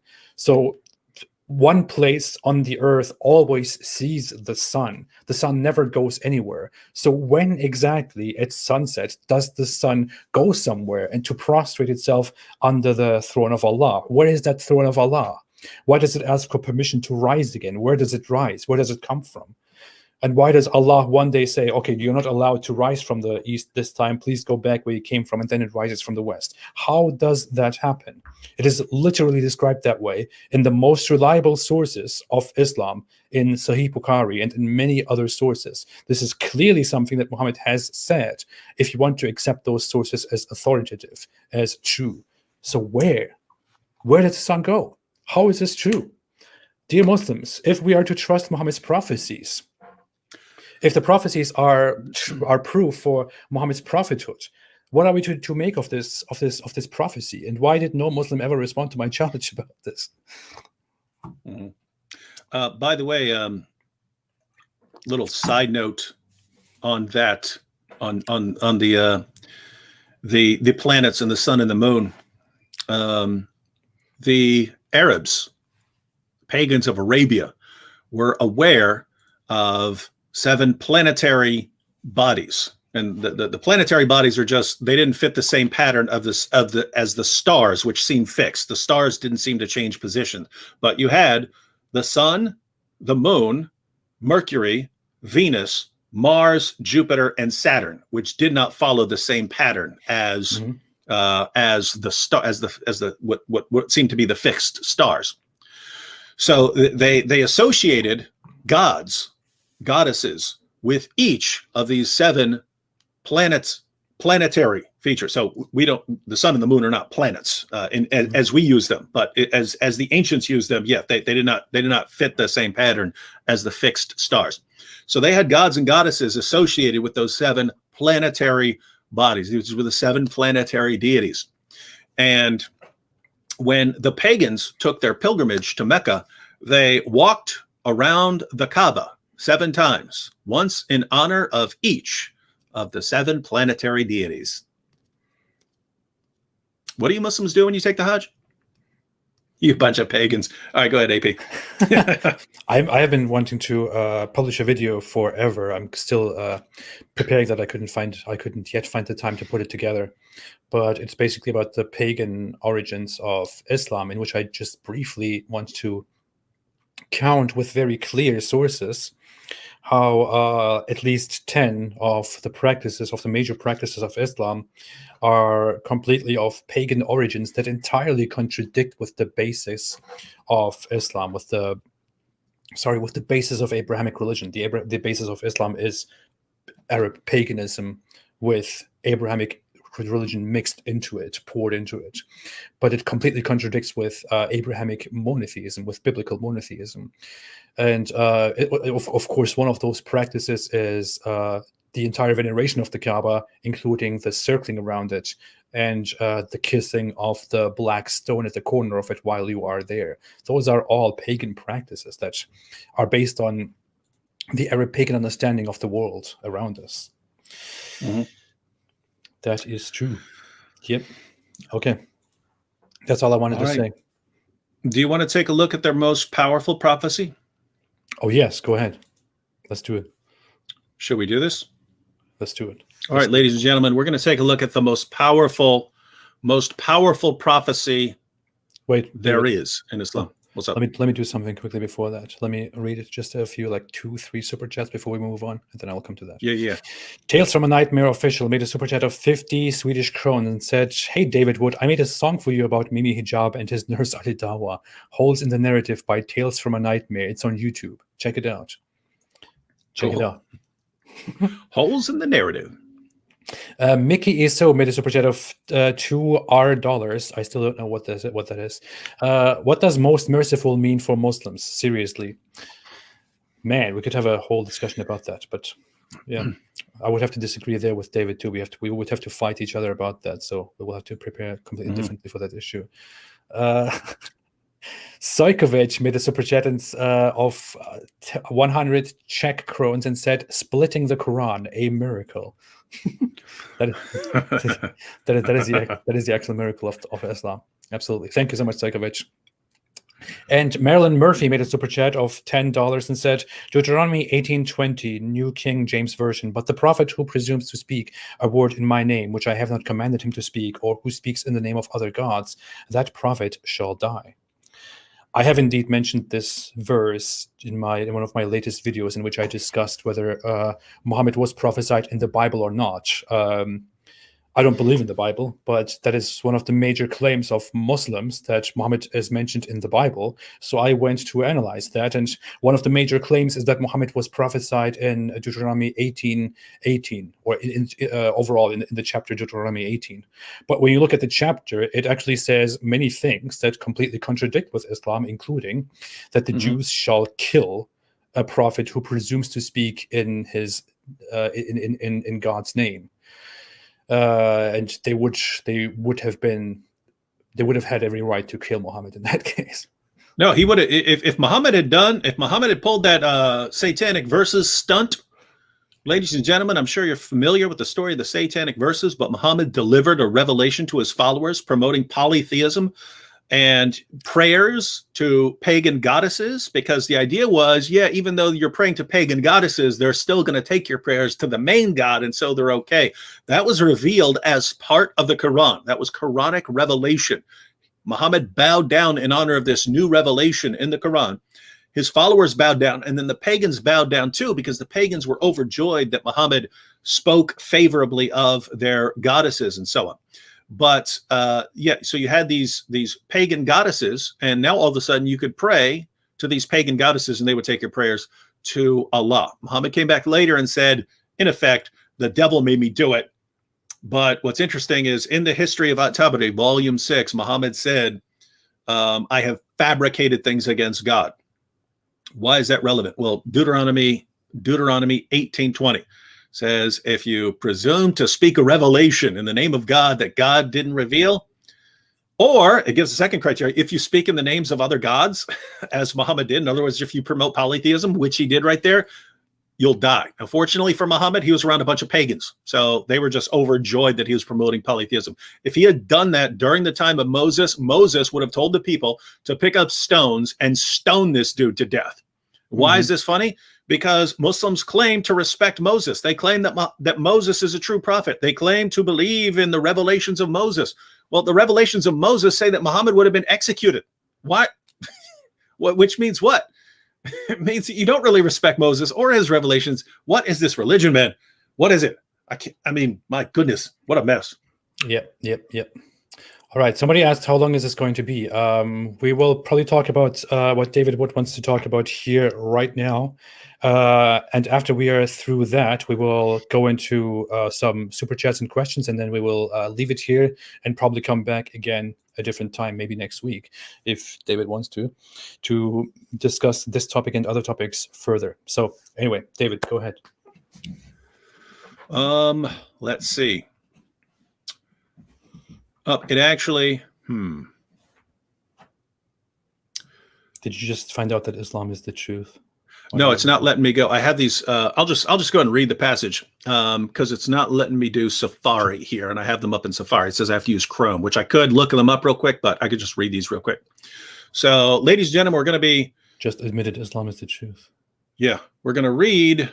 These are the opening verses of Surah 30. This is the most common, in my experience. This is the most common passage that Muslims go to show that Muhammad made accurate predictions and prophecies about the future. We've already seen that according to Muhammad himself, this would be no evidence for Islam being true, because according to Muhammad, demons and evil spirits and so on can reveal accurate information about the future. But this is the most popular one, so we want to take a close look at this. And what happens when Muslim apologists use this and you say, let's take a closer look? No, let's change the subject. All right, let me go and read this. But just for all those who have missed it, while David was speaking, I told him just admitted Islam is the truth, and he said, yeah. So absolutely. Catch that. Matter of fact, let me just go ahead and pull this up real quick, because if we're going to read it, want people to see it. And it'll only take me about 15 seconds. Surah 30. Let's do 1 through. Let's do that. Let's pick a translation. I will go with M.H. Shakir. I have it here. Now, in theory, I shall be able to use Chrome. Wait, so if you are what you eat, this is actually a good point. PW said you are what you eat. What if you chew and spit it out? This is a good point. But upon this, I want to expand further into this question and think about if Zakir Naik is right, and if many of these Muslim apologists are right, and you are indeed what you eat, then if David Wood ate the Quran, then does that mean David is now the Quran? Does it mean David is now the word of Allah? hey, that's another video I can make. I can show Zakir Naik saying that, because you eat pig, you become more like a pig. I say, I eat the speech of Allah, so I become more like the speech of Allah. But That's Muhammad amazing. Hijab already declared that I am the speech of Allah. Oh, yeah. It was, he said, because I pointed out that Jesus is called the word of Allah. And Hijab said, well, that's just because Allah spoke and said be, and Jesus came into existence. That's why it calls him the word of Allah. And I said, well, that's how Allah creates everything. He just says be, and it is. So that's how Allah created me. So I'm the speech of Allah. So I'm the word of Allah. So now I'm the word of Allah who's becoming more of the word of Allah by eating the word of Allah. This is classic stuff. All right. I actually found out that if I click on application window, I can pull up Safari. So here we go. Amazing. I'm going to click share. Booyakasha. Did it work? Yep. All right, so here we have the Shakir translation. So verse 1, Aleph, Lam, Mim, the Romans are vanquished. The Romans are vanquished in a near land, and they, after being vanquished, shall overcome within a few years. Allah's is the command before and after, and on that day the believers shall rejoice. So, ladies and gentlemen, I recommend learning how to respond to this, because when you ask, hey, if Muhammad's a prophet, what did he prophesy?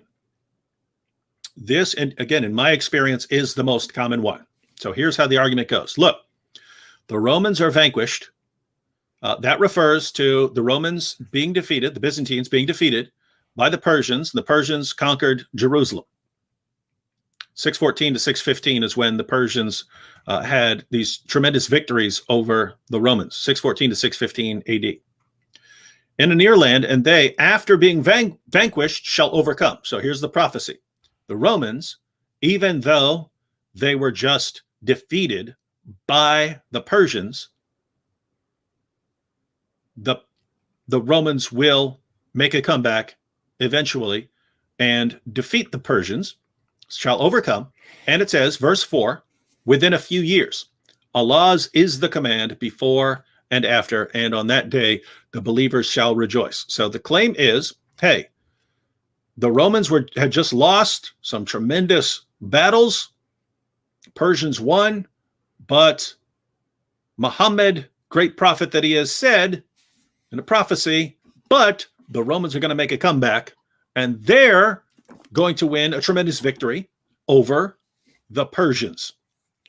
So that's the prophecy. Everyone clear on what the prophecy is? I want to switch to another screen here in a second. I'll just stop sharing there. All right, everyone clear on the prophecy, because we're about to see we got some problems here, ladies and gentlemen. We got some problems. There are holes in the narrative, ladies and gentlemen, holes in the narrative. All right, let me just go with the most obvious here. All right, I'll just go, because when this gets presented, here's what you have. Persians win these huge victories, 614 to 615. The Roman counter-offensive begins around 622. They win in the range of 628 to 630. Right? That's when they win. That's when they can say that they are victorious. But there's a problem, right? So let me go ahead and read. So this is Yusuf Ali, and Yusuf Ali has commentary here. And Yusuf Ali points out that the word for few, as in a few years, says this is going to take place within a few years. So the Romans have been defeated, but they're going to win. They're going to come back and be victorious over the Persians within a few years. Yusuf Ali, Muslim commentator, and his commentary says, in the bid in the text means a short period, a period of from 3 to 9 years. So the term that's used refers to somewhere between 3 and 9 years. He agrees that the starting point is the loss of Jerusalem to the Persians. But then he points out some battle that the Romans won in 622. Now he needs to stick with 622 because notice he's saying that the word here for few refers to a period of between 3 and 9 years. What's the problem? Well, that's the start of the Roman counteroffensive. They don't actually win. They don't actually defeat the Persians until 628, 629 to 630, right? That's when they actually win. That's when they're successful. So what's the problem here? Well, Yusuf Ali tries to apply it to this, this little battle. When if you're comparing it to the loss of Jerusalem and this complete victory of the Persians, that's what it has to be. It has to be something like that in return. Well, that didn't happen until 628. What we'll do the math here: 614 to 615. Let's start at 615 to be generous, all the way to 628. Again, you could argue 629 or 630. We'll be generous and give 628. That's 13 years. What's the word for few mean? Not according to us, according to Muslim commentators. It means between 3 and 9 years. So in other words, he's saying a few years from now, and the Muslims who are listening would say, okay, so between 3 and 9 years, the Roman victory is going to be won over the Persians. Didn't happen in between 3 to 9 years. Even if we give every benefit of the doubt, you're talking 13 years. So best case scenario doesn't sound like a great prophecy if it's that debatable. So you remember, AP, earlier I said this argument actually has a ton of problems. You remember that? I do. Remember I said this one has a ton of problems? I'm going to give a few more examples of a ton of problems. The next problem I'll mention. I just want to make a quick input, by the way, before you go on. It's your show, sir. It's your show. Thank you so much. I appreciate that. So those who care about football, which some may falsely call soccer, know that several years ago, maybe 6 years ago, in 2014, there was this big game during the World Cups where Germany defeated Brazil with 7-1. Germany scored 7 goals and Brazil won. That was a huge humiliation for Brazil, and everyone was like, "What? How did that happen?" And that was 2014, and we were all shocked. I was at home, and I was completely shocked watching that happen. And I know that some people at that time said, "Hey, in a few years, in the future, soon, Brazil will turn this around, and they will defeat Germany." You know what happened? Later, as I check here, in 2018, Germany and Brazil played again, and Brazil defeated Germany 1-0. So the prophecy that these people made, that Brazil was brutally defeated and humiliated, but that Brazil will in a few years turn this around and defeat Germany in return, did indeed come true. Germany lost after such a big humiliation after years. And there were many people who predicted this. There were commentators, sports commentators, there were friends in my neighborhood who predicted this. There were random people who don't even know much about soccer who predicted this. And by this logic, I am actually supposed to see those people as prophets, and from now on bow down to them and do what they say and believe that they are bringing us a message that comes directly from who? Allah, through the angel Gabriel. This is how valuable such a prophecy is. And yeah, amazing. You can go. All right. So we have that. So we have a couple of issues. One, saying, hey, the Persians won, but the Romans will come back and win when these two armies have been going back and forth for a long time. Not much of a tremendous prophecy, even if you were right. Basically what I just said, yeah. Yeah. So that's one. And then two, if we look at the word that's used, it's basically 3 to 9 years, and the victory didn't come. And when I say victory in 628, that's what your Muslim commentators are saying, that they are interpreting as the victory of the Romans. That's what they're getting. You can go to Tabari and your other commentaries. That's what they're interpreting as the victory of the Romans over the Persians, the victory of the Byzantines over the Persians, right? So another problem, it didn't happen in the time frame, right? It didn't happen in the correct time frame. So it would be a failed prophecy, not a true prophecy. The third problem is the original Quranic text. The original Quranic text didn't have the vowels, didn't have the vowel marks, right? It's a consonantal text. And because it's a consonantal text, you can you got a little bit of wiggle room with some of the vowels you're inserting later on. And because you have you got a little bit of wiggle room, you can actually get different words. You can actually get different words. And so according to the Muslim commentator, Baidawi, he points out that there are variant readings. In other words, you've heard of this, right? You've heard of different readings of the Quran, AP? Yeah. That different Muslims in different places had different versions of the Quran. They call them Qiraat now, and they say, yeah, but they complement each other. Well, guess what? Baidawi points out that there are different readings of the Quran because different vowels were inserted to make different words. And one of the readings, the reading which he agrees with, the reading that he agreed with didn't say that the Romans were defeated. It said that the Romans defeated. The Romans defeated, but the Romans in a few years shall be defeated. Right? And so this is Baidawi's interpretation because he says he had the text. That's the text he had. Why?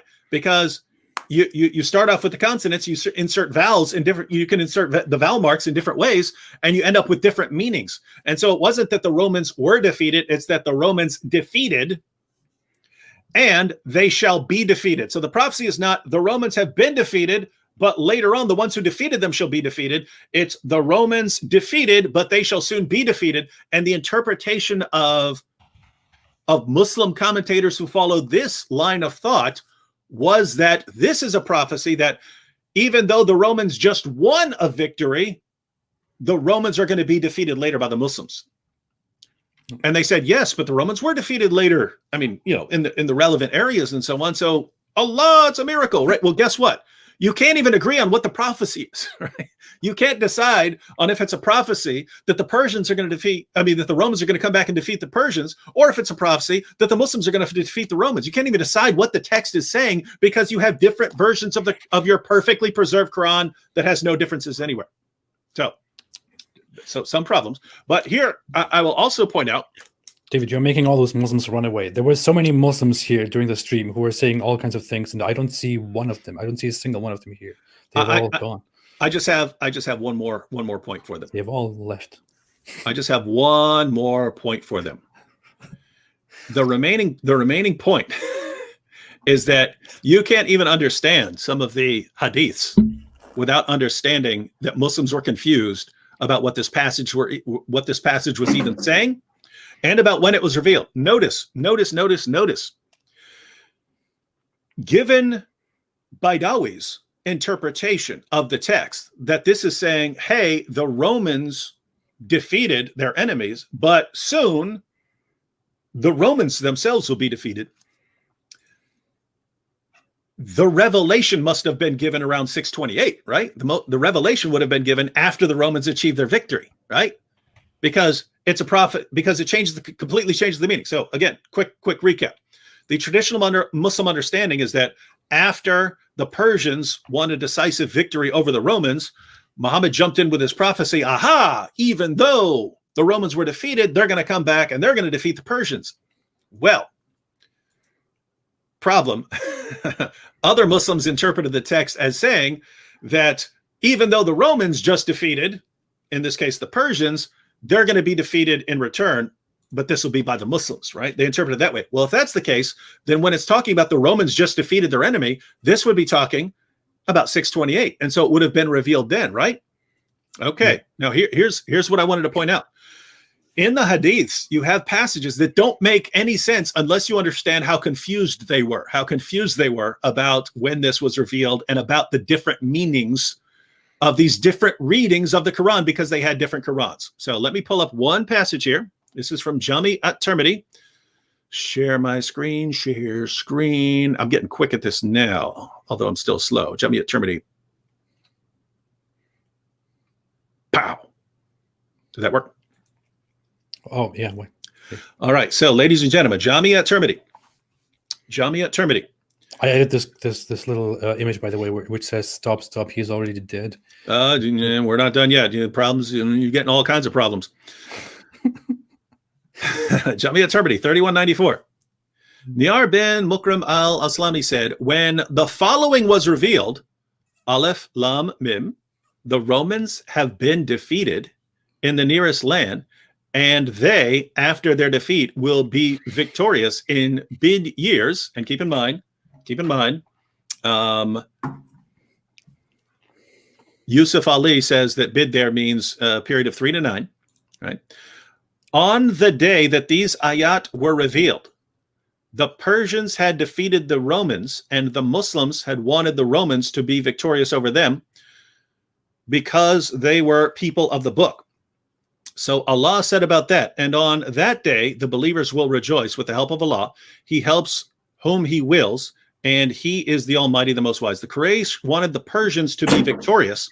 The Quraysh wanted the Persians to be victorious since they were not people of the book, nor did they believe in the resurrection. So when Allah revealed these ayat, Abu Bakr as-Siddiq, may Allah be pleased with him, went out proclaiming Mecca, Aleph Lam Rim, the Romans have been defeated in the nearest land. So the Romans have been defeated in the nearest land, and they, after their defeat, blah, blah, blah, on the day that these ayat were revealed, the Persians had defeated the Romans, and the Muslims had wanted the Romans to be victorious over them, because they were people of the book. All right. Now, I have to find it here. Let me see. I will stop sharing for a second, because you have that passage. That passage actually fits the standard narrative, right? Hang on. This is actually going to take a second because I have to search for it. I had two passages. I'm showing the contradiction here.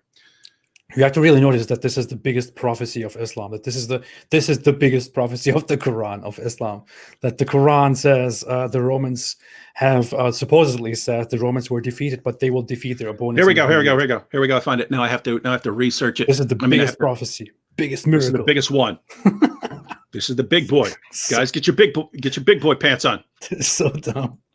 Oh, actually, if I click "Don't show these tips," then it shortens the process of me getting the stuff up on the screen. All right, and all right, we're shared back, right? So you had one that gave the standard narrative, right? Now you have 3192. So this is only a couple of hadiths earlier. Atiyah said, Abu Sa'id narrated, on the day of Badr, the Romans had a victory over the Persians. So the believers were pleased with that. Then the following was revealed. Aleph Lam Mim, the Romans have been defeated, up to his saying, the believers will rejoice with the help of Allah. He said, so the believers were happy with the victory of the Romans over the Persians. Now, did you all catch that? We went to one hadith. We went to 3194, and it said that when the Persians defeated the Romans, that's when this passage was revealed. This passage of the Quran, the opening verses of Surah 30 were revealed. The Persians defeated the Romans, so Allah revealed, but guess what? Don't worry. The Romans are going to make a comeback in a few years. Didn't happen, took a little bit longer. So that was one hadith. That's what Muslims will use when they're making their argument that this prophecy proves that Muhammad's a true prophet. Same volume of the same hadith collection, 3192. When was this revealed? When was this passage revealed? This prophecy of the Quran? Was it revealed when the Persians defeated the Romans? No. On the day of Badr, the Romans had a victory over the Persians. Man. The Romans had a victory. So this is saying that the passage was revealed after Now notice, because this is what I wanted to point out, that this only makes sense. This only makes sense if Muslims were confused about the meaning of the text, right? About what the text meant. And we know that it was because we have Muslim commentators who acknowledged that there were different Quranic readings. There were different versions of the Quran, some of which said the Romans have been defeated, and others which said, no, the Romans did the defeating, but Muslims are going to come and get them later, right? So this is embarrassing. Yeah. So here it's not the Persians beat the Romans and then Allah predicted that the Romans are going to make a comeback. It's after the Romans had a victory over the Persians. After the Romans won, then this was revealed. Well, what was revealed? Well, given the standard reading, even the one they include here, so follow the reasoning here. On the day of Badr, the Romans had a victory over the Persians. So the believers were pleased with that. Then the following was revealed. And then they give the modern translation, the common translation, the common understanding. The Romans have been defeated, up to the saying, the believers will rejoice with the help of Allah. Now here's the problem, right? Notice, if you include the beginning of this hadith with the variant reading, that the Romans did the defeating, but the Romans will be defeated. Now all of a sudden it makes perfect sense, right? So think about this. If we were to read it with that alternative reading, on the day of Badr, the Romans had a victory over the Persians, blah, blah, blah, blah, blah. Then Allah reveals, hey, the Romans just defeated them, but the Romans in turn shall be defeated. Now all of a sudden this makes sense. What does this mean?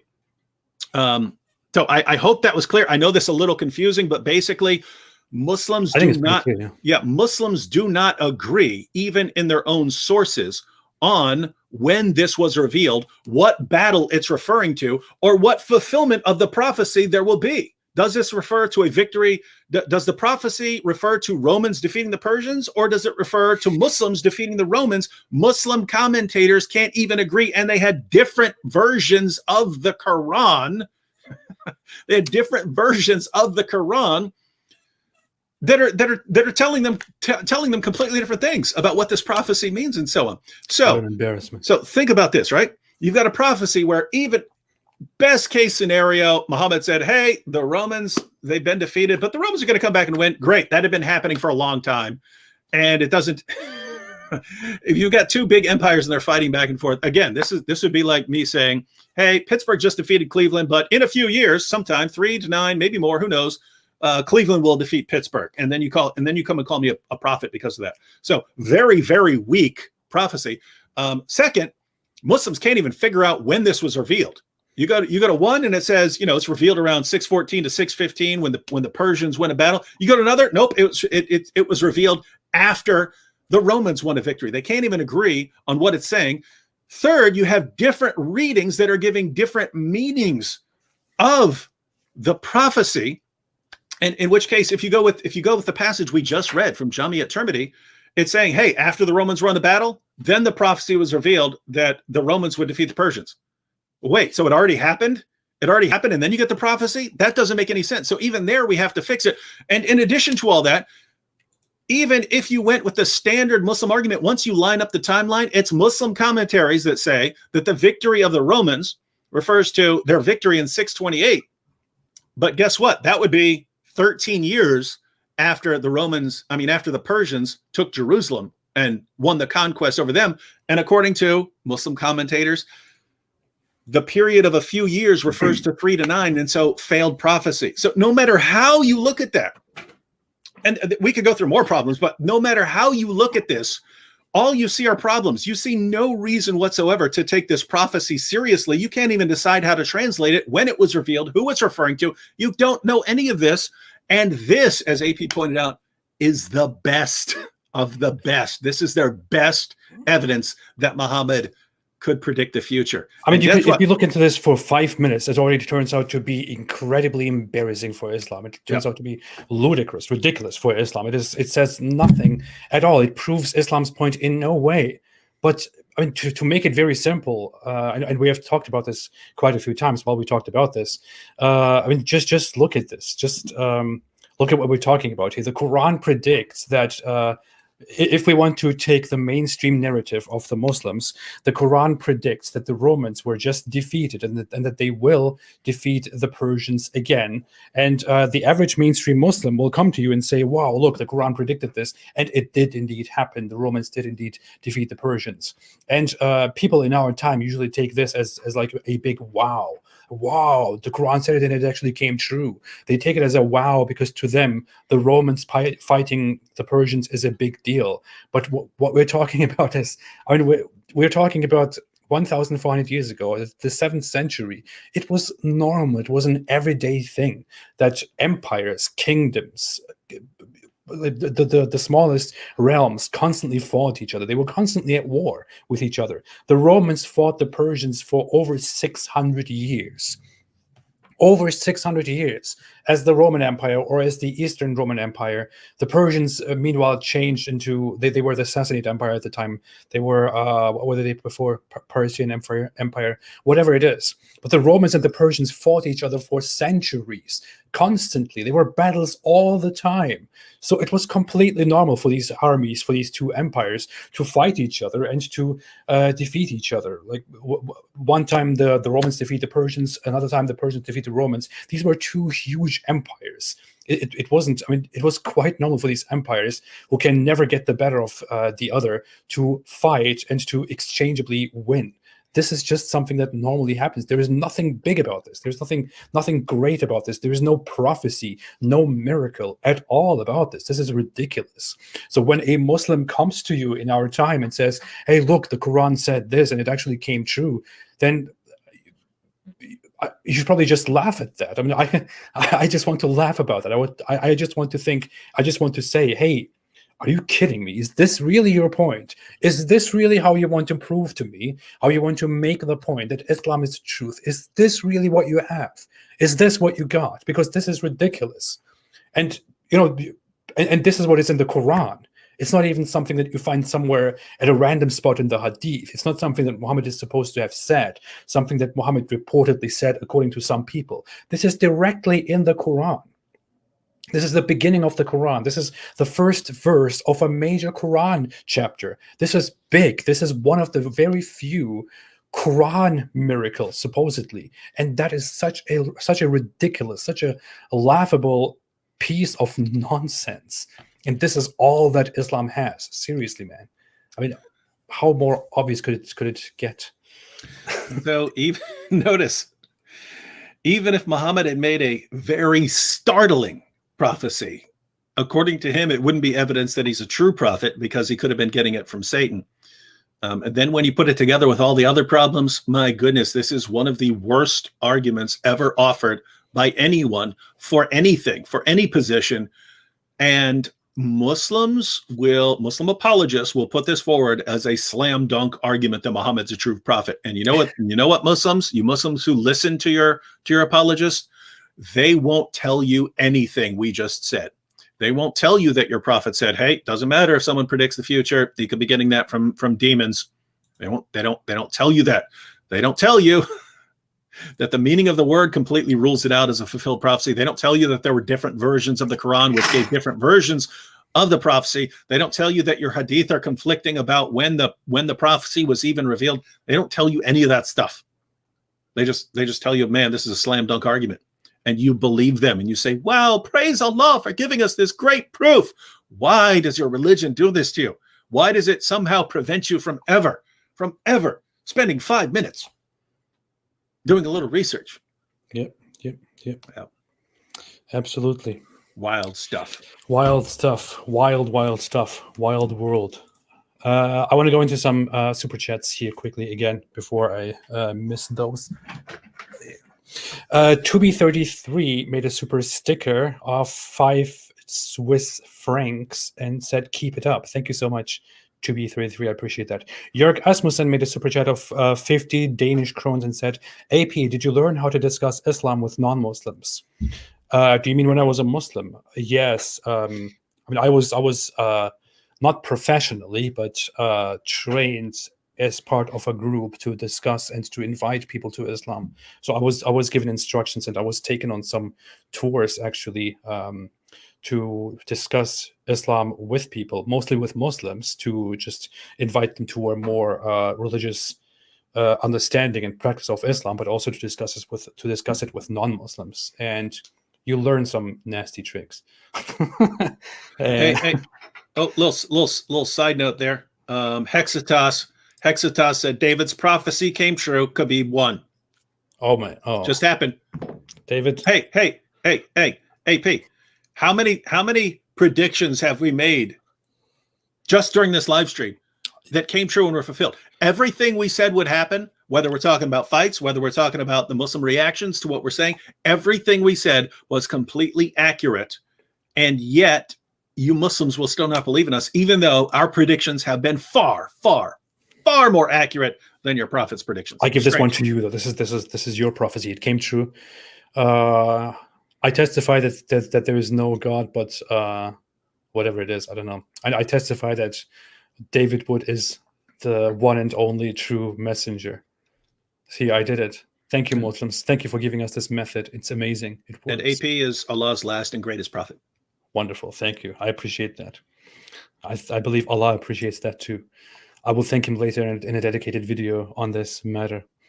Antonello Di Soto made a super chat and said, God bless you guys and your families. May the blood of Jesus Christ protect and save you. Ciao from Italy. I'm reading this. I appreciate it. I'm not a Christian. Those who don't believe and are here, and those who do believe and are here, I'm not a Christian. Just be aware of that again. But I appreciate it. I don't have anything against religious belief, but I do have serious problems with Islam. And I'm soon to explain that in a few days. Nikhil Pahuja made a super chat and said, I love you both. Thank you so much. I appreciate that. Back to Basic made a super chat and said, why do you think they lie so much? If they are religious and want to go to heaven, I would assume they want the truth and not deliberately lie. If you have to lie, you show it as false. There are so many layers to this. It's Islam is the strongest religion when it comes to indoctrination, when it comes to tradition. It is you are from early childhood constantly beaten into this narrative that you Muslims are the only ones to trust, that you must stick together, hold together, that this is your identity, that you must be loyal to this, and that the non-Muslim world is out there to lie to you, to trick you, to be against you, to harm you, that they are all against you. You learn this narrative that it is the non-Muslims who are one against the Muslims who are one. So these are two groups against each other, Muslims against everyone else. This is the narrative that you learn from childhood. You constantly learn to distrust the non-believers, that Islam is the absolute truth and that you cannot question it in any way ever at all. It is not simply about believing something and not being able to question it. It is about much more than that, which is you have a political aspect of that, which is very crazy, which makes you very paranoid and hateful. And you learn as part of this religion that you don't always have to speak the truth when it comes to your religion, that you can sometimes conceal certain things, or that you don't have to, you are supposed to tell the truth, but in order to invite people to Islam, for example, you don't have to tell them the whole truth. You can, for example, tell them specific things in order to turn them into Muslims, and later they can find out the rest and stuff like that. So this religion is really, it is different. This is why I don't want to include Islam into the category of religions. This is something beyond that. It is crazy. So this is how Muslims are so often taught to lie, and this is why you also see some of their most popular apologists on YouTube constantly lie about us, about their religion, about other people's religious beliefs, and so on. David, what do you want to say about that? I believe that Islam has the attitude of the ends justify the means, right? Like, so when I say that their apologists are lying, I don't mean they're lying about believing in Islam. They really believe that Islam is true, right? I'm saying they're lying about a lot of the arguments they use. They have to know that, right? And even like Sheikh Yasser Qadhi, years ago, I've got video clips of him saying there has not been a single textual difference of a single letter anywhere since the time of Uthman. He knows that, he had to know that was false, right? He went to Yale and studied this stuff. He has to know that's completely ridiculous. And now he doesn't even say it. Now he says, oh, yes, there are these different qira'at and so on, but they all go back to Allah somehow. Well, guess what? He's admitting that there are differences in the text, right? Point is, they say things that they absolutely indisputably know are false, and they'll say it anyway. And I think the reasoning is, which you kind of saw in that Holes in the Narrative interview, it's the Muslim community is not ready for this. You can't handle this. This will cause you to doubt. And so we're just going to fill your heads with a bunch of nonsense as long as it keeps you believing faithfully. And so notice it's deception. They're lying. Hey, we're going to give you all these arguments that we know are bad arguments, are terrible arguments, and that, you know, if you just examine them a little more closely, you realize they're really stupid and they're completely nonsensical. But we know you guys aren't going to investigate them. We know you're just going to believe what we say. And so it's better for you that we fill your heads with a bunch of soothing lies that make you feel good about your religion and keep you in Islam. It's better for us to do that than to tell you the truth about how horrible arguments are, and then you go out and you become like the apostate prophet. It's better for us to fill your head with lies. And so they believe that the lying and the deception are important means to an end, namely keeping people in Islam. And so I think that's why lying is so common. Don't become like me. Yeah, but whatever. Yeah, I want to say something about this. You mentioned the Quran a few times. I just took my headphones off right now because I started feeling uncomfortable, and I'm sick of, like, I feel like I'm in this little chamber speaking to myself. But actually, about the Quran, there is something very interesting. When I recently had my confrontation with Muhammad Hijab, I don't know if you have seen a part of that, but he basically made a plot with Adam Saleh and this little other guy to trick me into a conversation with him after he for a month avoided to have a debate with me because he said I was unworthy of him. But in that conversation, he at some point even mentioned that he said that the Quran is scientifically seen compatible with 7th century Arabia, but also with the 21st century.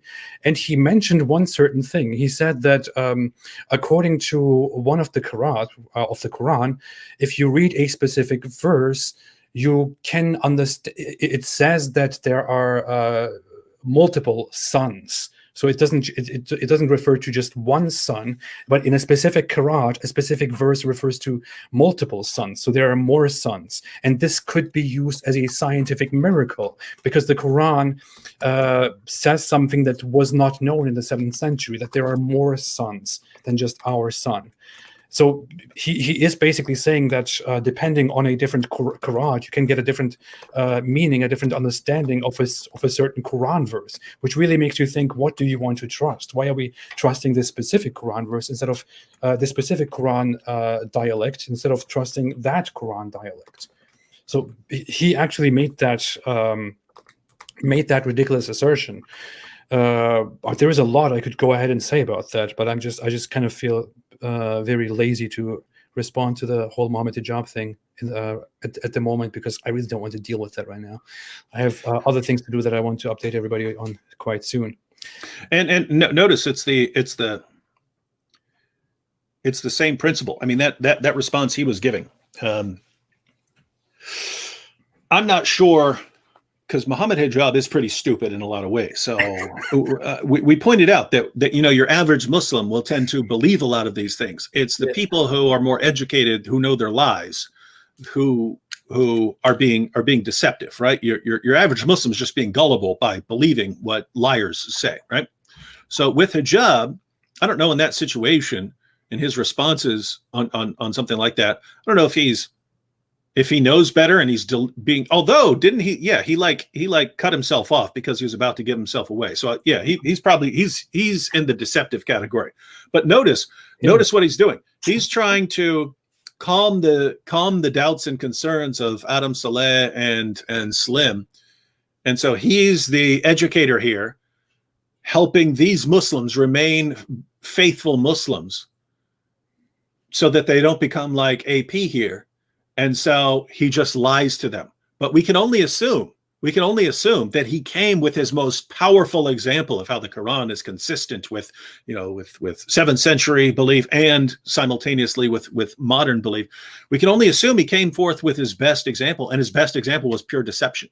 Yeah. And so as a part of that, he also omitted a part of the verse, which people are pointing out. So right that's what I mean. Because I would have said, hey, maybe he just heard this from some scholar and he didn't know any better. But since he left that out, no, that was deliberate. So that's deception. Yeah, that was pure deception. His whole thing was deception. His whole game was just to hear a few things from me and then to act like he destroyed it completely, and we are therefore done. Which is why I deliberately, during the entire talk, I refused to give him my best arguments against Islam. He kept asking me, and I said, no, I'm not going to give you them. I'm not going to argue this with you. I want to have a debate with you, as I will make this offer again and again and again. I'm still waiting for it. It will never happen because he doesn't want to do that. I want to respond to a quick thing here, which was like, which said something like, AP never criticizes Christianity because he's scared of Christians. AP's scared of us. Chicken here. Dear Christians, please, dear Christians, leave me alone. See that? Please, dear Christians, I know your religion is the truth, but I just don't want to. You coward. Well, number one, first off, yes, it's true. I am afraid of Christians, because why would I want to publicly criticize Christians when everybody knows if you criticize Christians, then Christians will attack you with knife attacks. They're going to behead you, man. Bomb attacks. They will behead you. Just like they did to that teacher in France. Yeah, exactly. The same thing. He drew some pictures of Jesus. He had to die. Yeah. If I right now said, hey, I don't believe in Jesus because, Jesus was wrong, people would immediately, they would find me, they would behead me. I know it's going to happen.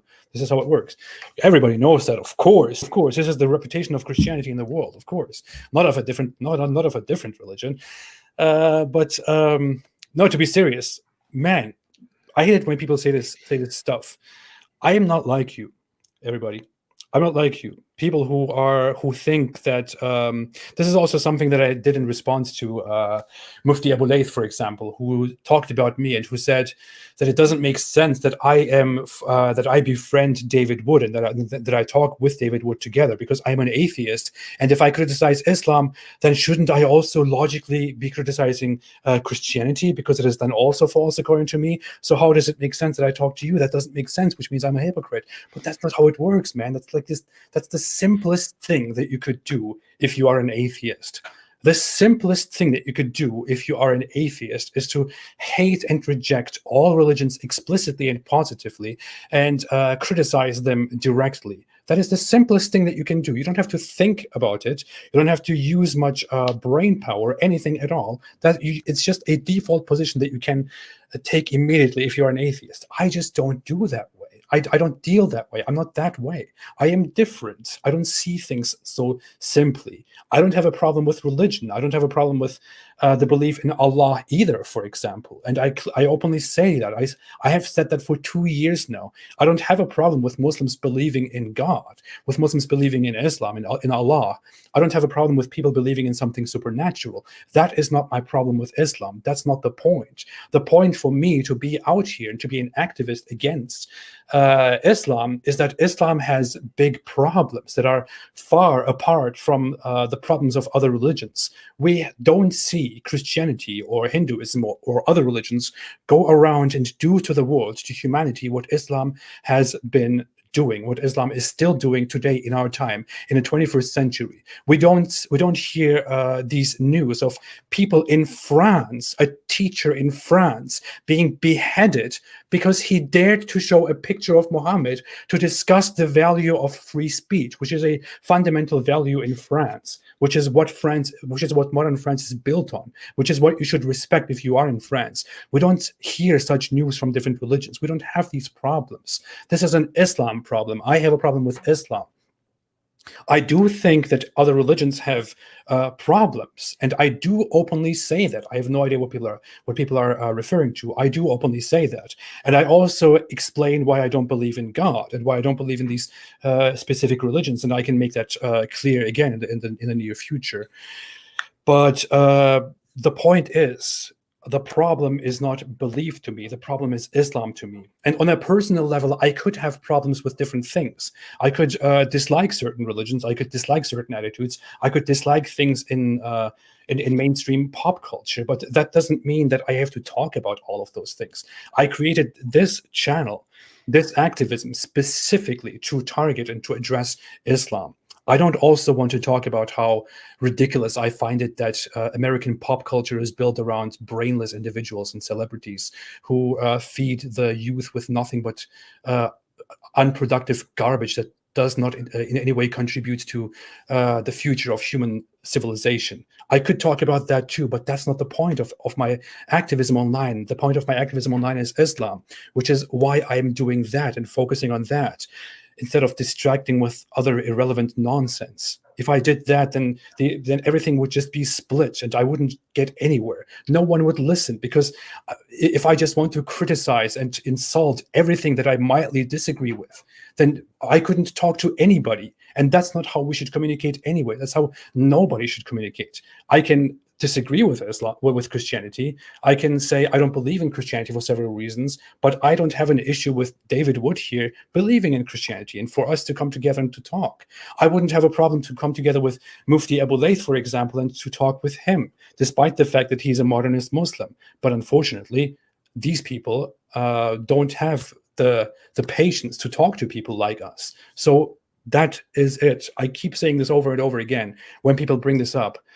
But I don't think of the world this simply, okay? I criticize Islam. I don't have a problem with religion. I am an atheist. None of these things contradict each other at all. Yeah, I'll just... Sorry for the rant. No, I'll just add very quickly, because I'm kind of in the same ballpark. When I post videos, it's, but David, why aren't you going after... You're going after the Quran. Why aren't you going after the Talmud? David, you're going after Islam. Why aren't you going after Hinduism? My view is if you want to do something well, you got to be kind of specific. You know what I mean? So I'm a Christian.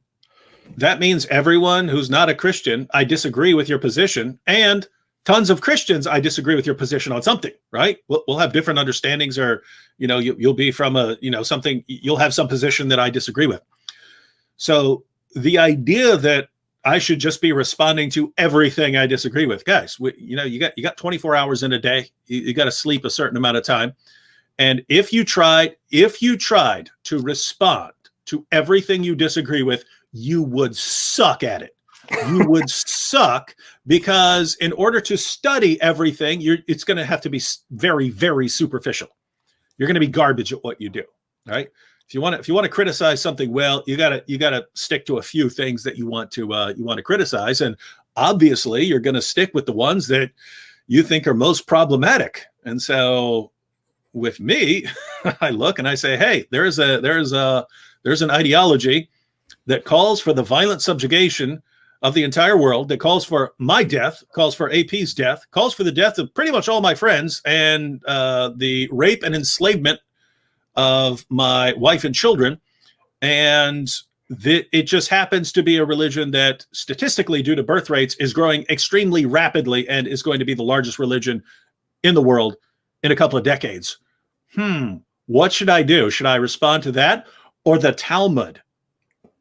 You see this one religion which openly advocates against Christianity explicitly in its fundamental scriptures, and actively has fought and still fights against Christianity. So it is completely normal for David here to go after Islam in return, because this is the only religion that explicitly targets, the only major religion that explicitly targets and actively goes after his religion.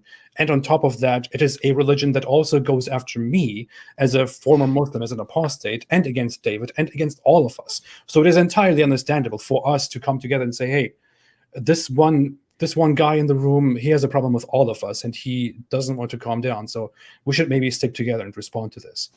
That's what I think.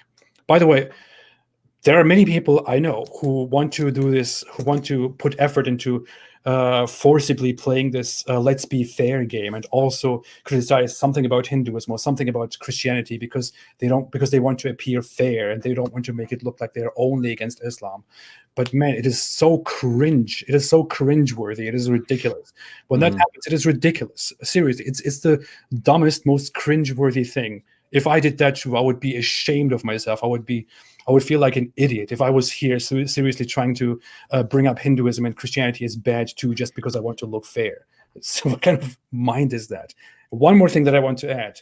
Yes, some people may say Christianity has been bad in the history at some points. Some entities of Christianity have committed atrocities in the history. I explained that clearly in one of my videos, which is called The Caliphate, I believe, or something like that, or the imperialist religion. Yes, Christian empires have committed atrocities in history, like almost everybody has. But the problem with that is that it was not Islamic empires or Islamic kingdoms, Islamic realms that also committed atrocities and which are in the past. If that was the case, I would not be attacking Islam. The difference is that Islam didn't just commit atrocities in the name of different empires and realms. Islam is fundamentally atrocious. Islam is the entity that wants to get rid of borders and build a huge empire that invades the world, in which Christians and Jews and Hindus and all the others are fought, and in which apostates are killed. Islam has all these laws and all these commands directly in its fundamentals, and it forms a world government that oppresses humankind. Other religions don't have that. Christianity doesn't have that, for example. Christianity doesn't have fundamental orders to kill people, to behead, to execute people, to establish a major empire and invade the world. There is a huge difference here. But yeah, I hope that was clear. And thank you for that question. All right. All right, let me finish with the super chats. Back to Basics said, "Why did I lie so much?" We went through this. SB made a super chat and said, "Hey David, hi David, and AP David. Fantastic catching you guys live together. Question: in Islam, is there any sign or miracle of healing similar to other religion or miracles? Keep well and all the best."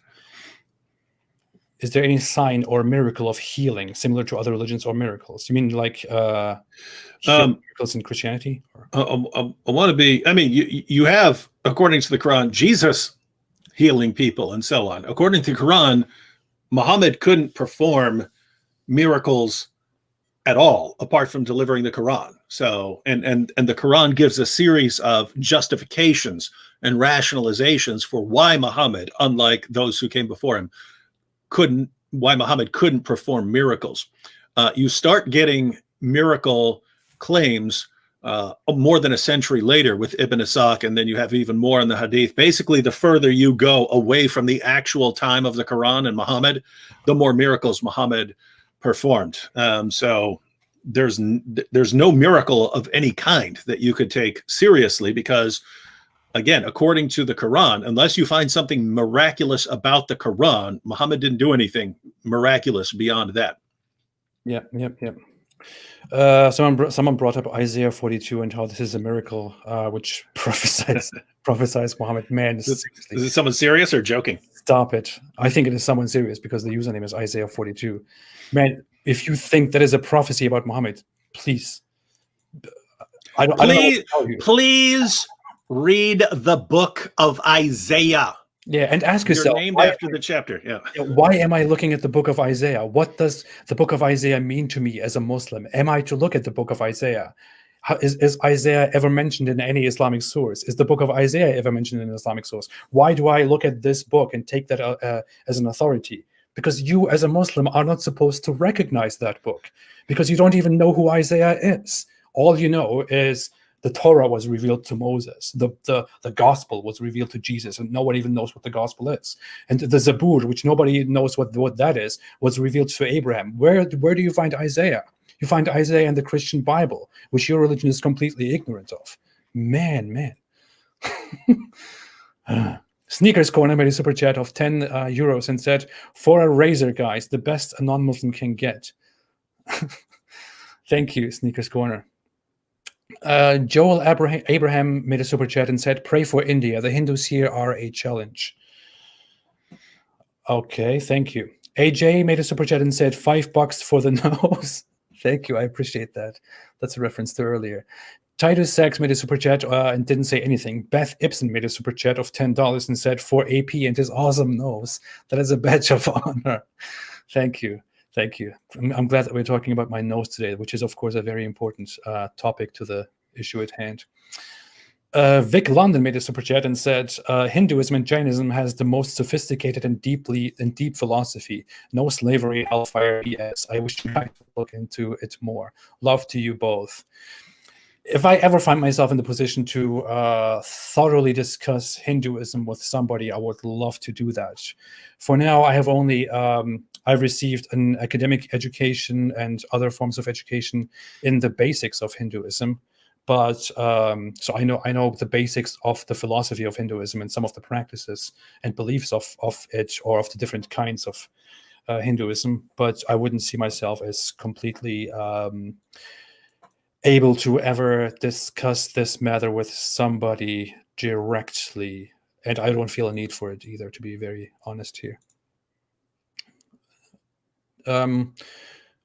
Just tell me whenever you want to say something, David. I mean, I could respond to a quick comment. Sure, go ahead. Wait, let me find it again. Just make it quick. Don't waste our time. I think I could search for it real quick. Okay. Lone Wolf 37 made a super sticker saying cool. Marilyn Murphy made a super chat saying, so the president must eat lots of Cheetos. What is that in reference to? Okay. About you are what you eat. I get it. Fine. Here, I got a quick comment. So this is from Jack Nicholson. Yes, the Jack Nicholson. He says, Apostate Prophet, about the verse you were talking about, the argument from it that I usually hear is that near in Arabic means also means lowest, and the battle happened in the Dead Sea. Right. Yeah. So the claim here is that the word near could be translated as lowest, and therefore in the lowest land, they wait. hang on. I'm trying. So the Romans have been defeated. Notice, right? So according to this translation, it would be the Romans have been defeated in the lowest land. Well, if it's referring to the battle that already took place that he's responding to, how is that a miracle? It already happened.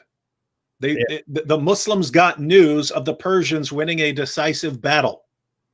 They would have heard something about where it happened, right? Mm-hmm. So if they already heard that a battle was won, and by the way, the battles were all over the place, but they already heard about where the battle took place. So would this be a good response? Second, let's go through. I got 10 translations right here. Pickthall in the nearer land. Yusuf Ali in a land close by. Hilali Khan in the nearer land. Shakir in a near land. Sher Ali in the land nearby. Khalifa in the nearest land. Arbery in the nearer part of the land. Palmer in the nighest parts of the land. Rodwell in a land hard by. Sale in the nearest part of the land. They seem to be sticking kind of hard with that near part. So if a person's argument is based on it being lowest and therefore up, and it was a Dead Sea, and therefore it's miraculous knowledge that they already had because they got news of the victory. Again, if Jack Nicholson, if you're hearing this argument, do you not see how bad this is? But it says near, which could also be lowest. Allahu Akbar. Allahu Akbar. You know, no one translates it that way. We're going to say that it's a miracle. This is so sad and pathetic. I just made the Shahada because this was awesome. Okay, Prethiush made a super chat and said, all the best, Mr. Ridvan, stay safe. Thank you so much, I appreciate it. Smacky Hat made a super chat and said, Zakir Naik in the mirror universe is a pig. Hindu Historian made a super chat and said, Patreon Zoom hangout soon. I could do that quite soon. I need to do that. We should tag team that because I haven't done it in a while either. Yeah, we could do that. We should invite all of our, because we have a lot of overlap as well. People who support both our. I'm just really kind of busy with other stuff right now. I'll just too busy for your fans. What a dirtbag. No, actually, everyone will understand. I'm actually, I haven't said this publicly. I wanted to say this in a different video. I can still do that, but I'm actually expecting a child. I'm expecting a Whoa! baby within the next week or two. So, Boy or girl? boy. Yeah. Okay, you're prophesying a boy. I'm prophesying We'll a see boy. if you're right, and then you can have conclusive proof that you're a true prophet. Absolutely. And then I can give him a name that is related to some prophethood. I don't know. Little AP Junior. Yeah. AP. His second name will be AP. But yeah, this is it. I'm currently very distracted because we are expecting a baby, a boy, within the next week or two. I haven't said this before, but I just for context, that's why I'm kind of distracted with that right now. But I'm trying to put out some videos before I can't put out any videos for a while. And I see everyone saying congratulations. Thank you so much. I appreciate that very much. Thank you. I will come to that again.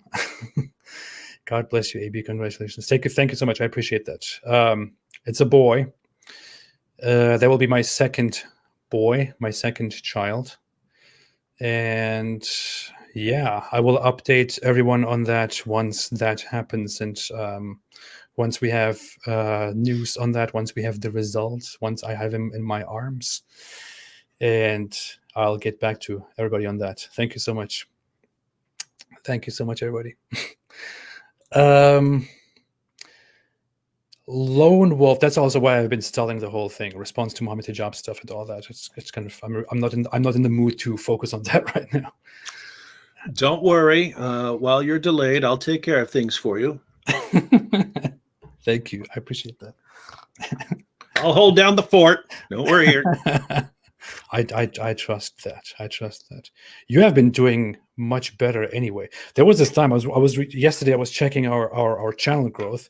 I remember like last year or so, there was a time where my channel was going faster than your channel. And we were at the same growth at some points, and then something bad happened to me. I stopped being productive because I started dealing with other things, and your channel suddenly started blowing up. So we were like going with the same growth, and then you suddenly completely went off. I don't know what happened. My channel's about to blow up like crazy. Again. Yeah. I've been going pretty slow too. I've realized, ladies and gentlemen, like when I was in my 20s. It didn't matter. Sleepless nights, no problem. If I really had a reason to stay up 3 days in a row, get stuff done, I would do it. It would, and I'd be fine. I'd get a good sleep after those 3 days, and then I'd be fine, ready to keep going. And as I get older, man, you just can't keep going full steam like that. You get worn out. So right now, I've been kind of taking breaks here and there because I'm trying to kill it in November. Right? Like I have to like prepare myself. Okay, take some breaks, take a weekend off, and now post every day for an entire month. But then I'll be dead at the end of the month. But I mean, not literally dead, but yeah. I try to get those good bursts of activity in. That's amazing. I wish I could do that too. These days, I don't know. Maybe it's just that my mind is subconsciously I'm preparing for that. But I can't find myself sitting down and I have so many videos planned, so many topics planned that some of them are quite easy to do and to put down and to publish them. And they are brilliant topics, but I can't get myself to sit down and do that. Hey, we should do the ones, the triangle, the ones I was talking about with you, me, and Islam Critique. We should get that out before the baby comes. And that way, if you need to take a break, you'll have so many views and subscribers coming in because of that dope plan. You'll be good to go. That would be awesome. That's a good idea. Again, that's an easy one. That is an easy plot to carry out. Yeah. We'll do that. That's like that. That's like one day's work day. Awesome. Let's talk about that. Yeah. We should message about that again afterwards. Thanks everybody. Everybody's still going on about that, but thank you so much, everybody. Thank you. I appreciate it. I will give more updates on this matter. I just wanted to say it here quickly because it came up. Yeah, Lone Wolf 37 made a super chat and said, "Guys, why a hint? Read that and tell people." I made a video on that matter very long ago. People shouldn't focus on it very much. I feel like it's something that should fall out of focus. The more you lose focus on that, the better it is for everybody. A prophecy in which Muhammad supposedly said that a group will invade India and that they will be saved from hellfire or something like that. Let's see. Back to Basics said in a super chat, "I think Muhammad asked people if they knew so that he didn't have to make stuff up." Oh yeah, that was a question in reference to Muhammad asks people, "Do you know what happens? Do you know where the sun goes at night?" And then people say, "Allah and this apostle knows best." And then he goes on and starts talking some complete crap. So I thought that too. Whenever I see those hadith, I think he probably asked these people first to find out what they are going to say, because to find out if they know, just to then proceed with his nonsense explanations. What do you think, David? Yeah, it's one massive dumpster fire. That's what I think.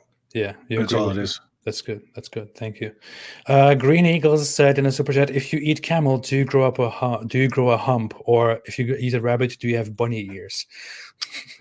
That depends on how much camel and how much rabbit you eat.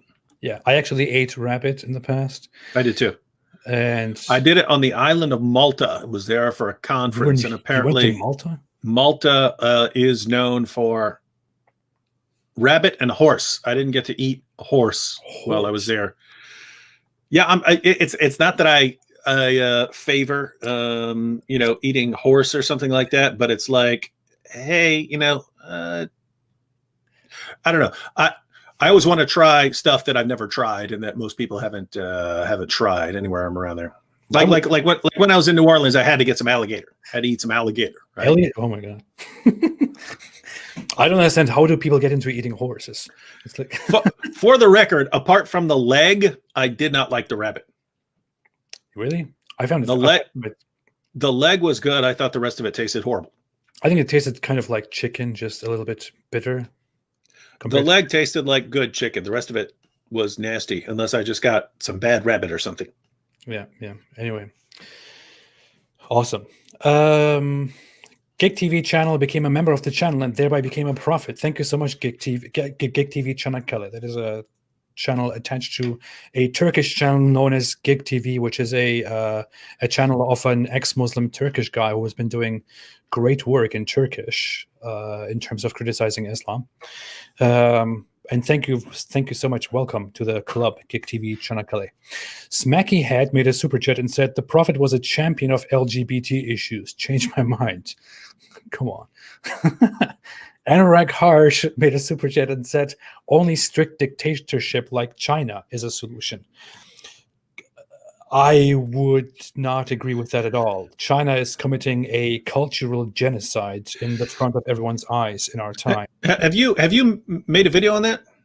I wanted to make one. I want to make one too, because I've seen people say, that the Chinese, they got the right idea. Guys, you understand these are communists, right? And they're communists, and they're carrying out genocide, right? And I want to make this point because, guys, you can disagree. I mean, you can disagree with the ideology, but presumably most of us are disagreeing with the ideology because it's so violent and how much it produces contempt for people, and well, great. Then you should also be criticizing the Chinese when they do that sort of stuff. So Absolutely. The Chinese government. So yeah, I wanted to make a video to just point out, said, hey, man, don't approve just because you get really angry at Islam and what a lot of Muslims have done doesn't mean you say, well, great, they're slaughtering them and doing all sorts of other messed up things over there. But yeah, I mean, think about it. There is a major atrocity going on in our time, and people are not reacting. Cultural genocide is going on in China. It's not only going on against the Muslim population, by the way, but also Mm. against certain other minorities in the country that are not Muslims. But just think about the Muslim population. We're talking about humans. We're not just talking about the religion or people that you are angry about because you don't like Islam or because you don't like Muslims. We're talking about humans, about human life. Think about a Mm. random child in China that is an Uyghur Muslim in China and grows up. And as a child, imagine yourself in the position of that child. Your family is traditionally, historically, Uyghur, Turkic, Muslim, and one day your parents are suddenly taken away to a place, and they don't come back. You're waiting for them and they don't come back, and you are brought into the custody of other people, of the government, or of other people who re-educate you and make you love the Chinese government, the Chinese regime, make you love this Chinese regime, and make you go as far away as possible from your Uyghur Muslim roots. And one day you find out that your parents are apparently in some camp, in a Chinese re-education camp, which they were forced into, where they were tortured, mentally and physically tortured, because they happened to have some ideas that the Chinese regime considers dangerous and disrespectful to their own existence, which is why they torture this tiny group, this tiny ethnic group. Imagine you are that child and you learn that your parents went through major torture, major re-education. It is sick, man. It doesn't matter who those people are, what they believe in. We're talking about human beings. Yeah. So those are your people, aren't they?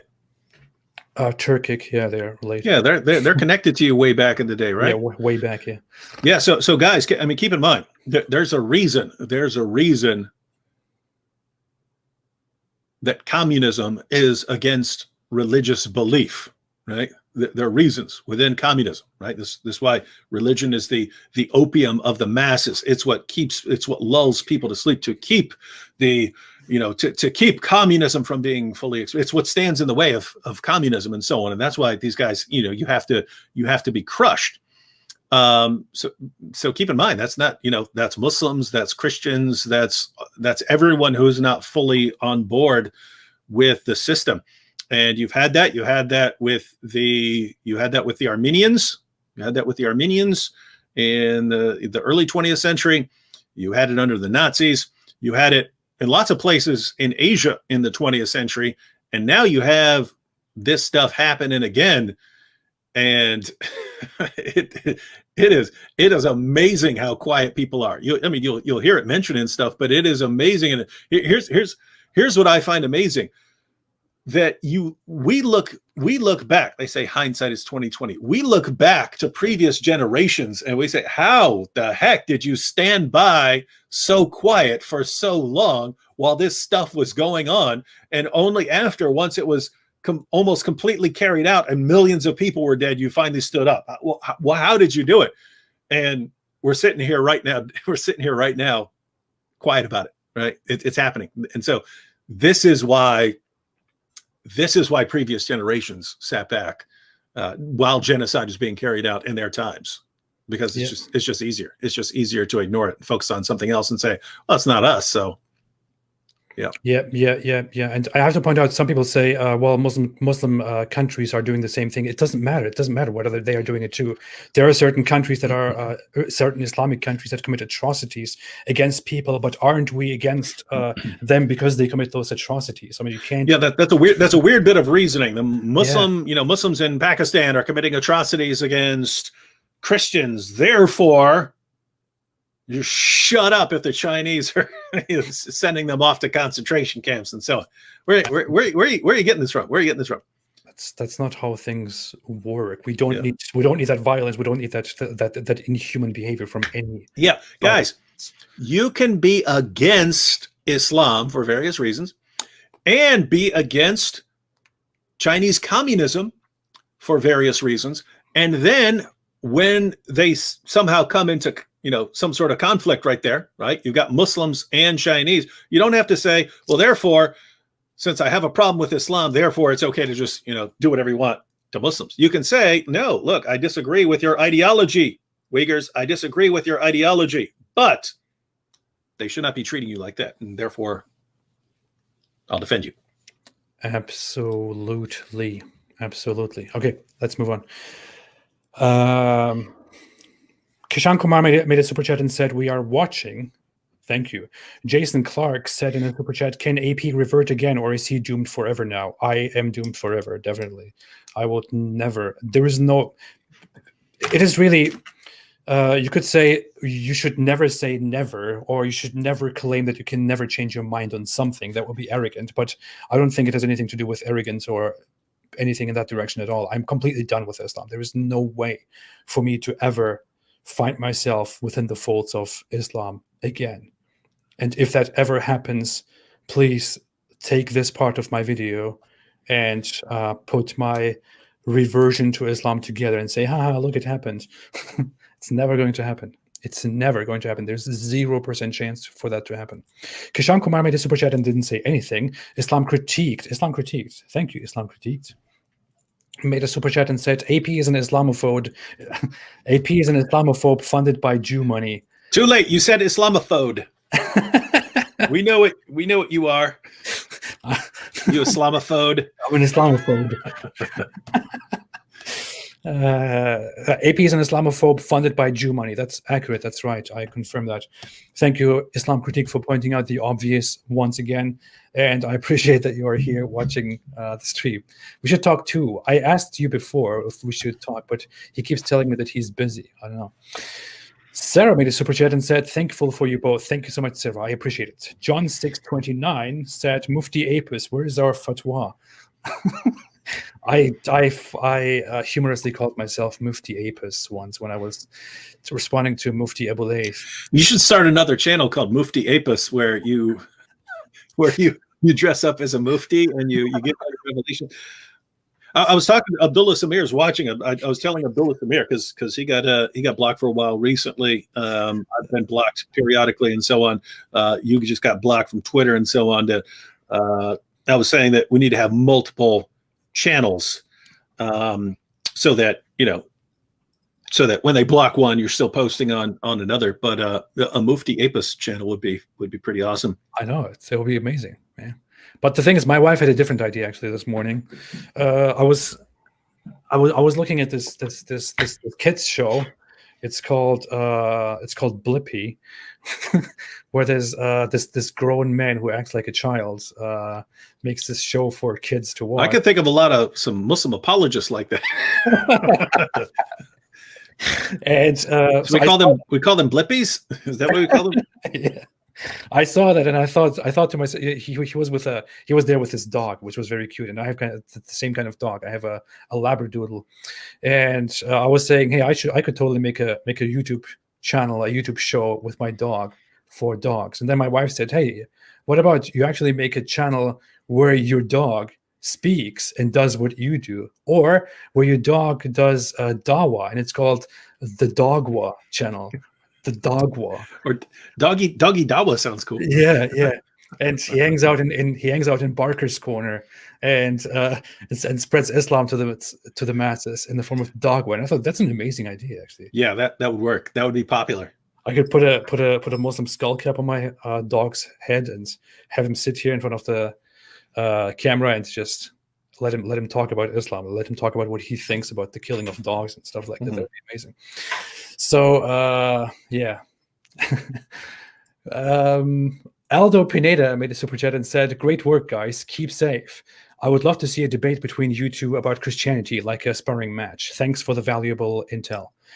We still want to have a debate about morality one day. I don't know when it will happen.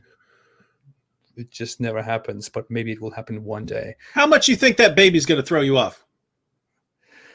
I don't know. I can't. Just from experience, how much is that going to? How long do you think that's going to throw you up?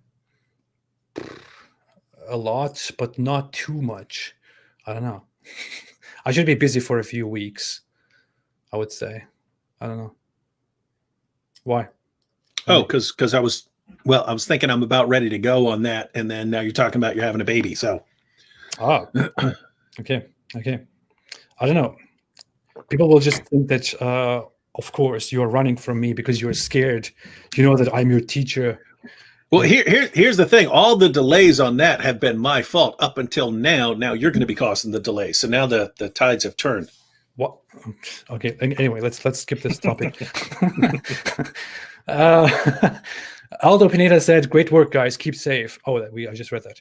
Abdullah Samir made a super chat and said, "Will you call him Mohammed?" That refers to my son, I believe. I would rather go with Ahmed. I just wanted to make a reference that I'm not allowed to say here. But I would rather do something else instead of calling my son Mohammed. I was just going to say, but no, I will not say it. Do you have a name? I do, but I want to wait till okay. we have made the decision. Until this is a situation where you should be vlogging, man. You got to switch to vlogging. Nah. For a little while. Huh? Nah. I don't know. I'll see. Should you mean I should make daily posts about my I mean, one or two before, and then right afterwards, my new baby, easy video to make. You show, hey, here's my new baby and stuff, and then everyone, and then you get 500,000 views. Yeah, amazing. Yeah, I should do that. I totally do that. Yeah. Just distract from the whole Islamophobia thing right now, and then trick all those people who have come in a nice way into doing this again. That's amazing. I'm thinking of calling him David just to signify our deep friendship. I want to call that's a good name. I'm just kidding. Hard to have a cooler name than that. Abdullah Samir said again. Thanks, Abdullah Samir, for being here. How about Abu Jahl? That'd be awesome. That'd be fantastic. Abu Jahl, Dajjal, Idamir. Fantastic. I would call him Dawood. Dawood. Abdullah Samir, thanks for being here. He said, again, we apostates need to have more babies. I don't know. I'm doing my part. AJ made a super chat and said, could each of you describe your educational backgrounds, bachelor's, master's, and or PhD? I will look like a dwarf next to David because I wasted a lot of time with my education. Do you want to go ahead and count yours, David? I have 2 bachelor's degrees, biology and philosophy. Have 2 master's degrees, both in philosophy and a PhD in philosophy. So. Oh, awesome. Although at some point I wouldn't mind studying a little more. Wouldn't mind doing a little master's in theology or something like that. So not much, basically. David's education is just a little bit, not much there to see. As opposed to my education, which I was about to start my education in 2000, to start my university education in 2011. But then I was going for education, to become a teacher. But then I decided to go hardcore religious and to stop caring about that stuff and to start caring about this temporary life and building a family and worshiping Allah and spreading Islam instead, as stupid as I was. And then went to the military instead of going to the university. And the military, I feel like, completely messed me up. They turn you into a killing machine. Yeah, into a killing machine. And then everything changed. And then I left Islam. Then I started working. Then I started going into it. Then I went for studying university again and went for linguistics. But then as I signed up and started, I felt like, why am I doing this, man? I'm not gonna learn anything new. All these people who graduated here know less than I do. So I just stopped doing that then and started working on and started focusing on a good career instead, which was very high profile. But then I thought, what the hell did I do with this? Why didn't I just go ahead and study? Who cares what I learned and what I don't learn in Turkey? And then I was planning on moving to Estonia, where I would then study again. I applied that and that worked. But then I changed all my plans and came to America. And here I finally decided to go into studying psychology, where I am currently an undergraduate psychology student. That's basically the summary of that. So you're studying psychology now? Yeah, I do. I am. Hey, that's pretty awesome. Hey, you should check out my Psychology of Muhammad series. Oh yeah, I should. No, there's some awesome stuff. Good, because I was gonna say, guys, for what we do, the educational background's kind of irrelevant, right? It's I mean, there's still a question of, hey, you're making videos on something. Do you actually study it? Have you actually studied? But you can study on your own, right? I mean, you take Sam Shamoun. I believe Sam Shamoun is the greatest Islam crushing machine ever. And Sam, I think, doesn't have anything beyond a GED. So because he studied on his own. He studies like a machine. And you don't have to go to school for that. So I was going to say that, but if you're doing psychology, oh my goodness, there is so much stuff there on Muhammad and how messed up he was psychologically, and how this produces all the weird stuff that we find in Islam. You just take, hey, here is exactly what someone with Muhammad's childhood background will be like. Mm-hmm. And then Islam is exactly like that. It's just, it's interesting. Man, I went into psychology, and it really, I went into it for completely personal reasons, actually, because I had struggles with psychology. I wanted to figure it out more, figure out how psychology works. I understood how this is a science that is so recent and that most of us don't know a thing about.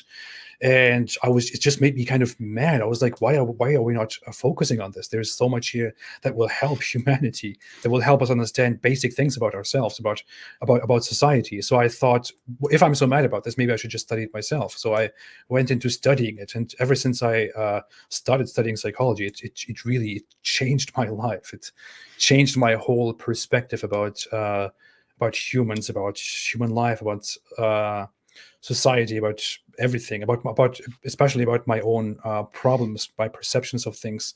It is a huge field that really changes your mind in such a fundamental way.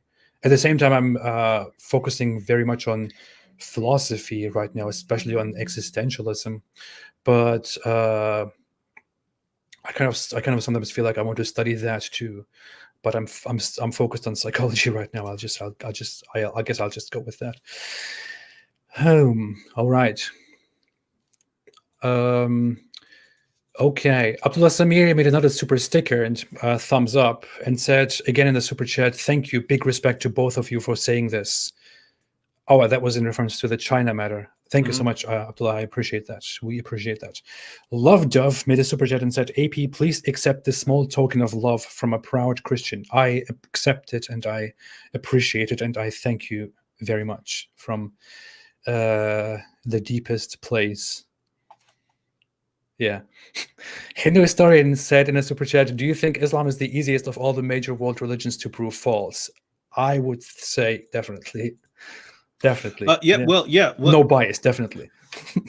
Yeah, I agree, because basically there's a difference between religions that make testable claims and those that don't, right? You take something like Buddhism, it's not putting forward a lot of claims on here, this is how you can go out and test this to confirm or disconfirm this. You only have a few that really put out lots of claims that you can go and examine. So like Mormonism puts out some claims out there. Christianity, Islam puts out a lot of claims. But the claims that Islam puts out there, my goodness, you spend 5 seconds examining those claims, they turn out to be total nonsense. And so, yeah, I can't think of anything that's as easy to refute as quickly as Islam. Fortunately, in Islam's favor, it spent centuries focusing on violence and intimidation and manipulation in order to keep people from going after it. And so here we are. I have to actually say something to be very fair. Sometimes a certain religion that is mostly practiced in America is sometimes considered a major religion in the world. And I know some people are offended by this because I said it before and I received this backlash for that. But I don't care, because I just say what I think is true. But if we really want to count Mormonism as a major religion too, then I would actually say that Mormonism is easier to prove false than Islam. I have to be very honest about that one. But does it matter as much now? We should have a debate on that, because I don't agree with Mormonism, but I think Islam is in a is in a worse boat there. So I don't know, but at the same time, I haven't studied Mormonism practically at all in almost 2 decades. So That's one for the. We got to have that showdown. We got to get a couple of people who deal with Mormonism regularly and focus on that, and then get some people. Well, we deal with Islam regularly, and we have a showdown on what the easiest religion to refute is. The thing is, I had this perspective on Mormonism.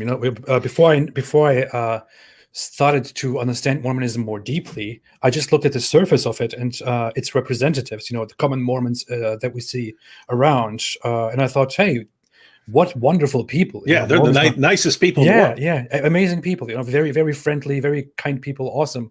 That's why you can have a Broadway show, The Book of Mormon, and be blasting these dudes because they're the nicest people who aren't going to kill you. Yeah. They're amazing people, very welcoming, very friendly, very nice. I thought, wow, what would be bad about this religion? I know there's a but coming.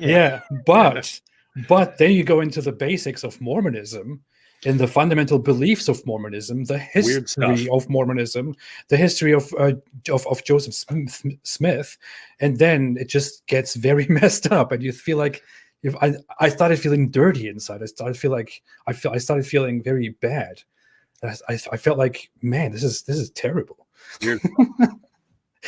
So yeah, that's the issue with that. There is a big problem, a big paradox with that. It's, on the one hand, its practitioners, its believers are very nice, very kind people, but then the founder of it and the history of it is just very messed up.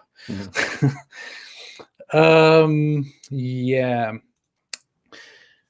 Alif Muhammad said, are you comfortable telling where you're studying? Don't tell them. It's not necessary for me to tell where I'm studying. I'm studying. Keep quiet about that.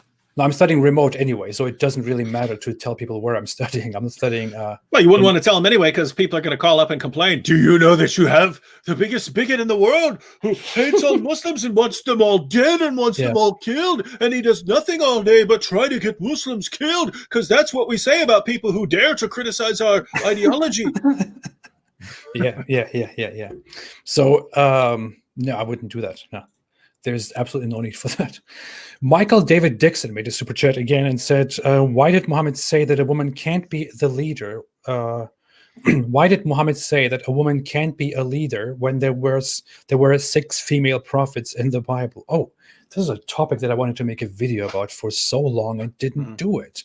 The issue is that Islam doesn't have female prophets that are in the Bible. Do you want to... Yeah, you're exactly right. So you're saying, hey, but what about the female prophets in the Bible? Muhammad doesn't mention the female prophet. So he doesn't seem to have had a concept of a female prophet. But if you want to know why a woman can't be a leader, I don't think he necessarily, I mean, you've got the passage where he says a nation that makes a woman its leader will never be successful and things like that. But I would assume it's connected to his view of women, where women are inherently stupid and immoral, right? I mean, the testimony of a woman is half as reliable as a man's testimony. He believed that women are intellectually deficient, but also morally deficient. So, I mean, he flat out told women that the majority of the inhabitants of hell are women, and it's specifically because they're so immoral. They're ungrateful to their husbands. They're deficient in religion and so on. So he just believed that women were massively defective in various ways. And so you're just not the sort of creature that should be leading. It's a very funny thing. As a Muslim, you don't learn that. You don't ever hear of the fact that in biblical history and biblical tradition, there are actually female prophets. Because as a Muslim, you don't learn anything about biblical teachings and biblical history at all. So all you learn is that prophets are, of course, men. Of course, only a man could be a prophet. A woman could never be a prophet. That's what you learn. And then when you get out of that and start learning about the Bible, about Christianity and Judaism, you suddenly encounter that there are actual female prophets in the Bible. And you think, wait, what? What? How could that be true? Isn't that weird? A woman can't be a prophet. That was my reaction. Okay. Abhishek SK said in a super chat, please, Apostate and David, please don't disclose your locations to anybody. I won't. No. No. Thank you for your concern. Well, I'll disclose mine. I live inside the heads of 1.6 billion Muslims. That's good. I live on YouTube. I sleep and live on YouTube. That's where I am all the time. That's all. Mellow fellow keeps saying Sam Shamoon is on in 5 minutes. No, Sam is notoriously late. But for those of you who want to check something out after we're no longer live, yeah, check out Sam, because he'll help you if you have insomnia. Who cares about Sam Shamoon? Seriously. No, he's a loser, but he's the cure for insomnia. Yeah. He's so nice. Sometimes I want to sit down and write something, and I'm here. I just want to turn something on because I need noise in the background so that I can focus on something that I'm doing. And then I see Sam Shamoon is live, so I just turn it on and it plays in the background. And I hear how friendly he is to people. Yeah, he reminds me of Mormons, right? He's so nice and friendly. You don't want to criticize his views because he's so nice, but if you look at his views, he's got all these weird views, right? Yeah. It's really funny. I sit down and I'm writing something, just have that noise there in the background, and then there's Sam Shamoon in the background while I'm trying to write something about Islam. He's there. No, you idiot! No. I love it. No, it's funny because people are calling me Hater Wood and stuff. I'll come into the chat sometimes, and all I'll do is like say something trying to encourage him, and he'll flip out and start calling me Hater Wood, and all this stuff. So it's a weird situation. It's funny. Okay, we wanted to keep this between 1 and 2 hours, but as always, that didn't happen at all. We had to go 3. That's amazing. Okay, anything else that you want to add, David, before we leave? Nope. That's all? Okay, wonderful. All right, thanks so much, everybody. Thank you for joining again. Thanks for the congratulations. Thanks for the comments and questions. We will be here again next time. We should do this more regularly. I enjoy this. Yeah, we should. Especially when you get your new baby and you might not have time to be making lots of, be preparing, detailed videos and stuff like that. You can still go live pretty regularly because it doesn't take up a lot of time. Yeah, I could do that. Yep. Seriously, some people may not see that, but having a live stream is much easier than publishing a 5-minute video. That 5-minute video takes so much more effort and preparation. When people, ladies and gentlemen, when you see a 5 to 10 minute video, I spent all day on that, unless it's something really, really easy and it was something I put together quick. Generally, if it's something I planned and thought out and so on, generally you're talking about, a day, getting the sources ready, getting your quotations ready. When you see an 8-minute video, it took me, probably 30 to 40 minutes to record it because I keep messing up. So I mess up, I start over, I mess up, I start over, I mess up until I get it exactly the way I want. And so yeah, very time consuming. Whereas going live, it's sloppy. You mess up a bunch, but much easier. That's the thing. I think I'm a terrible speaker when we are live. Me too. Yeah. No, I don't get all the things right that I want to say. So I rather want to make a video and get everything perfect. Yeah. That's like people will see me during a live stream and they'll be like, "Why is David fumbling over his words?" Because all they've ever seen are these perfectly prepared videos going, "Why? Wow, David just speaks perfectly." No, I recorded that 25 times until I got it exactly the way I wanted it. And that's why there are no fumbling over words or anything like that. It takes me 50 attempts to say, "Hi, everybody, and welcome. This is the Apostate Prophet." So, I'm sure you've had the same thing, but for some reason, I will get stuck on like one sentence or one phrase or something like that, and I'll keep messing up 25 times in a row. And my wife's sitting there beside the camera and stuff like that, and she'll just see me getting madder and madder that I keep messing up on that one spot. And I need to start releasing like the messed up blooper reels of me freaking out. Oh my goodness! How many times am I going to mess it up? What's wrong with slapping my face? That would be awesome, actually, to make a compilation of how we react when we mess up our recordings. Yeah, I go crazy sometimes, seriously. And sometimes it's very bad. I have something very funny on my mind, and I just came up with a dumb joke that I want to make right now. I'm in a very funny mood, but then I'm at this spot where I just can't say a simple thing, and then I start getting mad, and then I look mad, but I'm trying to say something funny. And I'll also have the difficulty. People will be people will comment and say, David, I don't know how you just said that without laughing. Yeah. Well, I'll be saying something, and then my wife, who's right there, will start laughing. And then that'll make me laugh, and then it's ruined, and then we get the giggles.